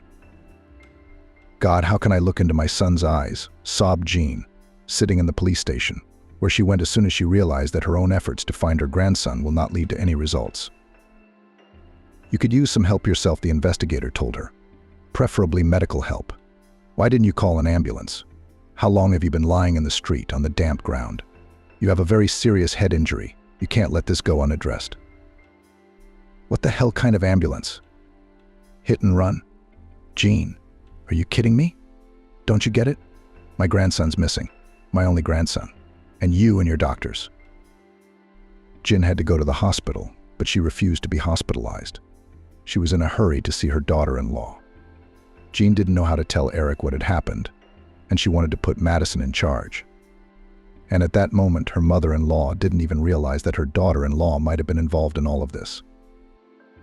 It was only when she arrived at Madison's house and found her sobbing over a note demanding a substantial ransom that she realized what was going on. At that moment, Jean was overcome with fear and her chest pinched with guilt. "And damn it," said the poor woman, "how the hell did I not realize it at once?" That's how she decided to get the money. If I hadn't asked for it, Braden would have been all right. But Madison had no proof that her mother-in-law had anything to do with it, and she could hardly keep from hurling accusations at her. Eric was due back from another business trip any day now, and Jean was afraid to imagine what would happen when he found out. Madison was hysterical, smearing mascara on her face from her tear-stained eyes, wailing, wondering what to do next. "We have to call Eric right away," she insisted. "We can't wait, and what if they do something to the baby in the meantime? Tell him to come back from his business trip immediately. We have to pay, or I risk losing my son. We can't let that happen." Jean insisted on waiting for Eric to return. "The police are in charge of this case," she argued. "There's no way we can pay the ransom. Maybe the police could find something, get a lead on something. After all, we weren't walking in a field. We were in a playground in the middle of apartment buildings. Somebody must have seen us. Right? The cops have already started a search. Wait to see if there's any news."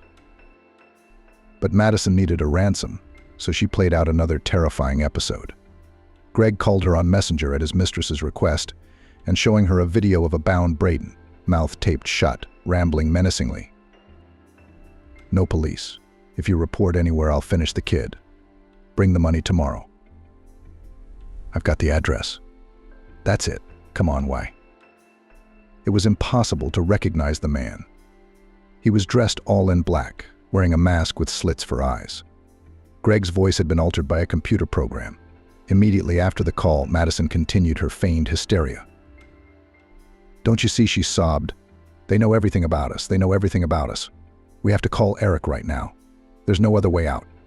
We have to give them the money, or Braden's dead." Madison frantically dialed her husband's number and told him everything. and Eric left everything to rush into town. On the way, he contacted Anthony Adams and, stammering, explained the situation. The chief immediately suspected something wrong and asked him not to do anything until he arrived. "Don't you understand?" Anthony Adams asked, looking at Eric trembling with fear. "Is everything here sewn up with white threads?" Anthony Adams arrived at Eric's apartment before the man could even get up. Anthony Adams, like Jean, knew what was going on. Eric, on the other hand, didn't realize what he was supposed to realize. "I sense that your wife is not the only one involved," Anthony Adams said openly, and was immediately confronted with a wave of indignation. "What are you talking about?" Eric was outraged. "How could you? What does Madison have to do with this? Aren't you saying that she organized the kidnapping of her own son?" "That's exactly what I'm saying," Anthony nodded. "I've been doing some digging into her background, and I want to tell you that I found a lot of interesting things. I'll give it to you sometime. You can read it at your leisure." At that moment, Eric was hardly aware of reality and was completely unable to adequately perceive any information, especially that concerning his wife. It seemed to him that Anthony was delusional and would take back his words at the first opportunity. But Anthony Adams wasn't going to do that. "If you don't mind, I'm going up with you," he said. "I'm sure it would be best if we could work this out together, especially since you can hardly do without my help." And Eric didn't care. Not at all. The only thing he cared about at that moment was where his son was and what about him. As they sobbed uncontrollably, Madison handed her husband a ransom note and told him about the kidnapper's call. Anthony Adams confirmed his suspicions. Jean remained silent. She could see how depressed her son was, who was ready to run to the bank to order the necessary amount of money. "We'll pay," Eric said firmly. "As much as they say, just to get Braden back. I have one son and I don't need him. And money is nothing. I'll make more money." When he found out the mother had gone to the police, he was very angry. "Why did you do it?" Eric exclaimed. "Who asked you to do that? You have to go and get your statement now. Don't you understand? They could kill Braden. Or don't you care how you got that idea?" "I did it before I knew about the visitor's note," Jean muttered confusedly. "But if you insist, which is fine, I'll take back my statement now. I'll say that Braden was found, ran away, lost. He was picked up by some random passerby walking his dog. And he's home now, and he's home now, and he's perfectly fine." "So stop." Anthony Adams intervened in the conversation, who was beginning to be annoyed by this circus. "Nobody's going anywhere. That's clear. We'll give the money to them, get Braden back, and then we'll figure out what's what." The man was a man of action, and as soon as he and Eric went to the bank, he offered to plant counterfeit money on the kidnappers. "I printed a whole bunch of them," once he laughed, "just for laughs and to test my skills. The bills were in the safe, and I never used them. But it turned out to be useful. Who knew?" Eric was not laughing at that moment, and he sincerely did not understand what Anthony was so happy. "Your crazy idea, of course I refuse," said the man. "I have one son, and God forbid anything should happen to him. No one will give him back to me. So no such jokes. We'll go to the bank right now. I'll order the money, and then we'll take it to where the kidnappers said. They're going to give me my Braden back." "I don't believe it," sighed Anthony Adams, who had no intention of backing down. Anthony continued to convince Eric to do what he had in mind. Anthony Adams was confident that Braden was in no danger. "Do you want me to contact a man who can find your son in a matter of hours?" he offered. "You sure you can do that?" "You want me to promise you the boy will be fine." Anthony Adams knew Madison's background. His mom and his brother and sister. He knew that's where Braden had been taken. There was nowhere else to go. It was unlikely Madison had hired some professional thugs to keep the kid in a dark basement. The mother was in total need of money, so it was highly likely she would have agreed to this adventure, knowing that Eric was willing to do absolutely anything for her son's sake. "Let's go for a ride," Anthony Adams suggested. "What have we got to lose? Let's go and see what's going on. If Braden isn't there, well, then we'll figure out what to do next. But I'm pretty sure your wife took the boy to his mother, who also decided to make a quick and easy buck and help her daughter stage the kidnapping." Eric didn't want to believe any of this nonsense. He couldn't believe that his wife was capable of such a thing. The man refused until the last, justifying himself by saying that he did not want to risk the life and health of his son. But in the end, Anthony Adams managed to persuade him. "All right, let's go," he agreed. "Only if something happens to my son. You do realize that if your assumptions are wrong, I could lose my child." "Yes, I understand everything," Anthony Adams waved away, who was absolutely certain he was right. He had already contacted his security chief. "My boys are coming with us," the man said. "We'll pick them up now." Eric couldn't believe this was all happening to him. It wasn't until they actually found Braden at Betty's that the man had to face the harsh reality. Bursting into a small apartment located in a cottage, Anthony Adams and his guys immediately took the woman in a turn. And she didn't hide her grandson at all. "The daughter asked me to help, so she did." "But is that a crime?" the woman wondered. "I'm Braden's grandmother, and he can stay with me." As unfortunate as it was, Madison could indeed get away with it. Unless, of course, it could be proven that Greg had demanded the money from Eric. Anthony Adams had been too heavy-handed and head-on. After the father and his boss had taken Braden away from Betty, the woman had called her daughter immediately. "Ladies," whispered Madison, who had no choice but to run out into the stairwell. When she saw her mother's cell phone number pop up on the screen, "I'm listening to you. What's wrong?" "Quit your adventure," Betty whispered. "Your husband just arrived with some men. I don't know how they got my address and guessed I had Braden, but they took your son." "God, Madison, why did I even get involved in this? I mean, we could go to jail." "What about the kids? Do you have any idea what's going to happen to them? Your Greg's idea was completely absurd. You're on your own now." Betty agreed to help her daughter just for the money. Madison had promised a substantial sum of money for her to take Braden in for a while. "What are you guys up to?" the woman asked excitedly. "Why would you drag a baby all the way out here? A several-hour car ride." "Mommy, it's the way it has to be," Madison replied. "Can't you just help me?" Madison didn't go into details. She only told me briefly, assuring me that everything would be okay. And that's how it turned out. Her mother knew about her daughter's relationship with Greg and didn't understand her at all. "It would have been fine if you'd traded your Eric for some wealthy man," the woman reasoned. "But who did you get involved with?" "That beggarly bastard. He was a fool, and he's still a fool. No good will ever come of him. So you're wasting your time with your husband. If he finds out, it'll be bad for you and your son." Madison was less interested in Braden's fate than in her own well-being. When her mother had told her that their whole adventure had been discovered, Madison had been terrified. "What's going to happen now?" Madison lamented. She contacted Greg. "Would Eric put me with his son?" "Don't worry about it," grinned the grief-stricken lover, who had no doubt they'd get away with it. "They'll never prove anything in their lives." "So they ran your address, got your background, found Braden. So you went to your grandmother's house. What's the big deal? You won't get the money, which means you won't be able to pay off your mother-in-law." "What mother-in-law?" Madison was furious. "What are you talking about? Eric's going to divorce me anyway. It's over. How can you not see that?" There was no doubt about it. Eric came home very angry and, without even saying hello, asked his mother to take Braden for a walk while he talked to his wife. Anthony Adams did not accompany him, thinking it would be embarrassing already.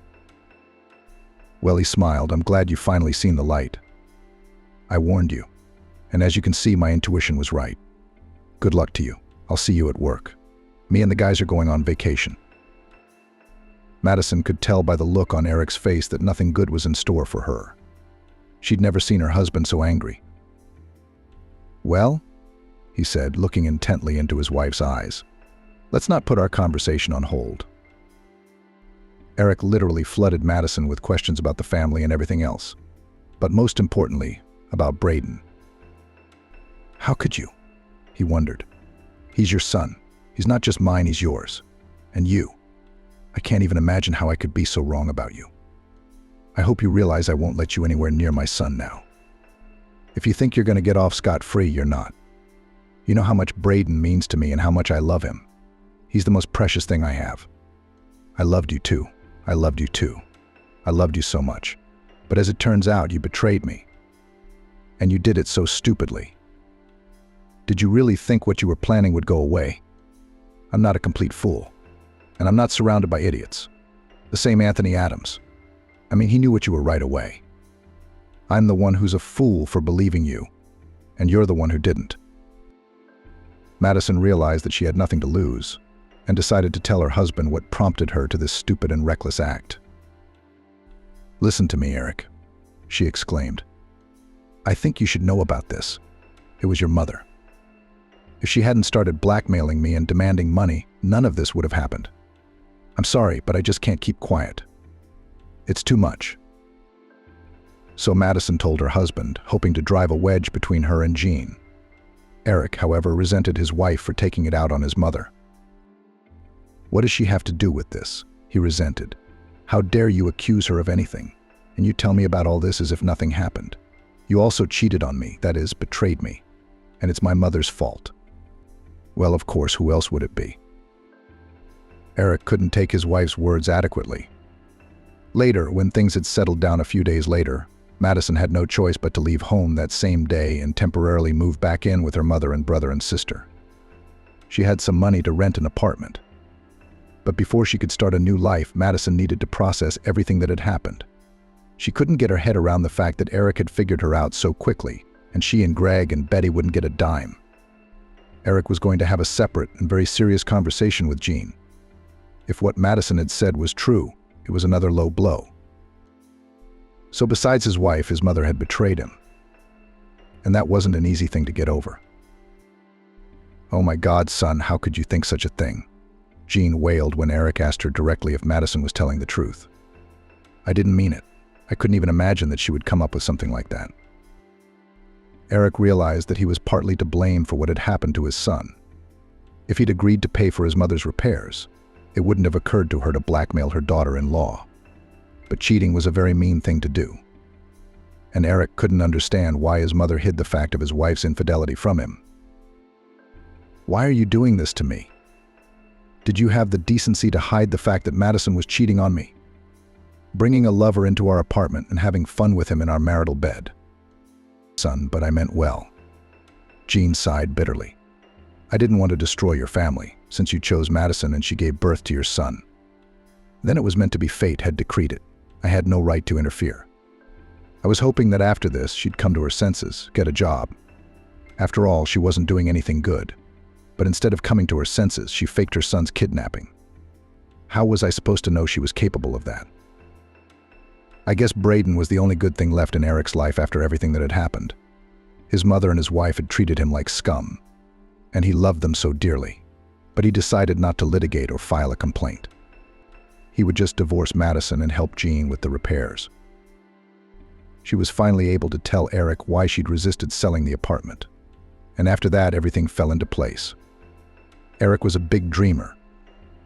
After listening to his mother, he immediately started building barricades in his head and inventing secrets, which made Jean smile skeptically. "Son," she grinned, "do you really think that if we take apart the old rubble, we'll find something we don't know about? Do you believe it yourself?" That's the thing Eric did. That's why he decided to give his mother money from his savings for the repairs. If Jean hadn't told him about his late grandmother's instructions, he never would have agreed to renovate this wreck. That's how many months of life and wasted time to remove debris, replace wiring. Flooring will take at least 3 months, and you have to supervise the workers. And who better than Eric to do all that? Who else will help his mother if not his beloved only son? Eric didn't know what to do. So much had happened in his life lately. Not so long ago he was absolutely happy and could not even imagine that everything would turn out this way. First of all, the man had to deal with his wife, who in all likelihood will claim the joint apartment. Eric did not think that everything would turn out this way, and did not insure himself in case of divorce. He hoped that Madison had enough conscience not to tear a piece of at least from his son, especially since the house was on credit, and she hadn't made a single payment in all that time. But Eric was wrong. When Madison came to her senses a little after everything that had happened, the first thing she thought of was the apartment. She wanted half of it, of course. How could it be otherwise? It was jointly owned property, after all. At least that was the law. And Eric knew he could hardly argue with that. Eric was willing to give his wife anything to give up her son. He offered a fair deal. He would forget about the whole unpleasant story with the kidnapping and extortion, and she would write an official renunciation of Braden. That's the deal. Otherwise, he'll take action. According to him, if they wanted to, they'd find evidence that she'd kidnapped her own son for ransom. Madison didn't see this coming. She was used to her spouse always being soft and going easy on her. True, Eric had been able to forgive his wife anything before, even infidelity, but not what she'd done. "Do you realize how immoral this is?" he asked. "What if we hadn't found Braden? If Anthony Adams hadn't realized this was your idea? What would you have done with the boy if I hadn't paid the ransom?" Madison didn't know the answer and only shrugged her shoulders. She hadn't expected such a development herself. Now she had a difficult choice to make. "Daughter, do it, please," Betty instructed, hoping Madison would help her around the house again. "You've done so much wrong. If you go to jail, I won't survive it.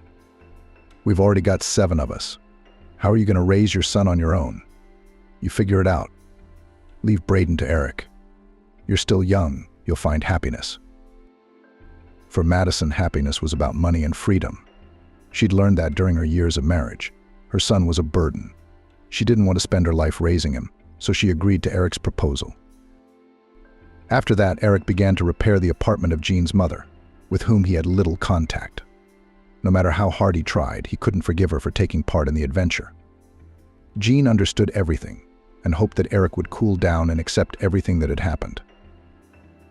Most importantly, Madison had disappeared from Eric's life. That was something that Jean was very happy about. Despite the guilt she felt, she realized that it was for the best. If she hadn't caught Madison with her lover and offered to pay her off, Eric might have lived a lifetime of lies. Now, despite the loss, her son had a chance to build a real relationship. That was gratifying, especially since the money lost in the divorce was more than recouped in the most unexpected way. It turned out that Alexandra Georgia, not in vain, asked her daughter not to sell the apartment. The woman had one secret.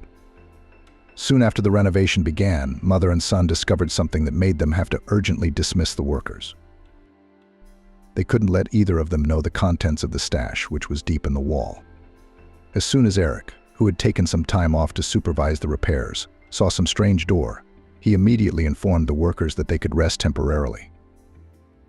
"How come?" marveled one of them. "We've only just begun." "You'll continue later," replied Eric, who was confident that he could open the hiding place on his own. He immediately called his mother, who was temporarily living with Braden in his apartment. Jean had nowhere else to go during the renovation, and Eric, deep down, was glad to have his mother around. Otherwise, who would take care of Madison's son? She was no longer with them, and never would be. Jean rushed to the apartment with her grandson. By then, Eric had already opened the stash and was sitting on the dirty floor, reading some old dusty notebook and going through some gold jewelry. "Mother of God," Jean exclaimed when she saw it all. "What the hell is this?" It turned out that Alexandra Georgia was not so simple as she seemed at first sight, and had made quite a substantial fortune during her life, which, however, she had not been able to use, for she had received all this gold as gifts from her numerous cavaliers. That was what it was called at the time. No one would ever dare to talk about anything like that openly. For many years, the woman kept both silence and gold, which during the renovation of the apartment she hid in a special cache, made by the hands of her spouse. It turns out that Dad knew about all this, Jean muttered confusedly, going through the gold jewelry and reading the lines of her mother's personal diary, which she also put in the stash and did not take out for many years. "Well, Grandma's got it going on," muttered Eric, who was in complete shock at the find. Jean shared her son's feelings completely. Like him, she couldn't believe what she had just read. It was beyond her usual reality of right and wrong and all kinds of principles, and the woman didn't know how to feel about it. Though on the other hand, what did it all matter anyway? Her mother was long since in the grave, and Jean knew so little of her past that it was certainly not her place to judge or condemn Alexandra Georgia.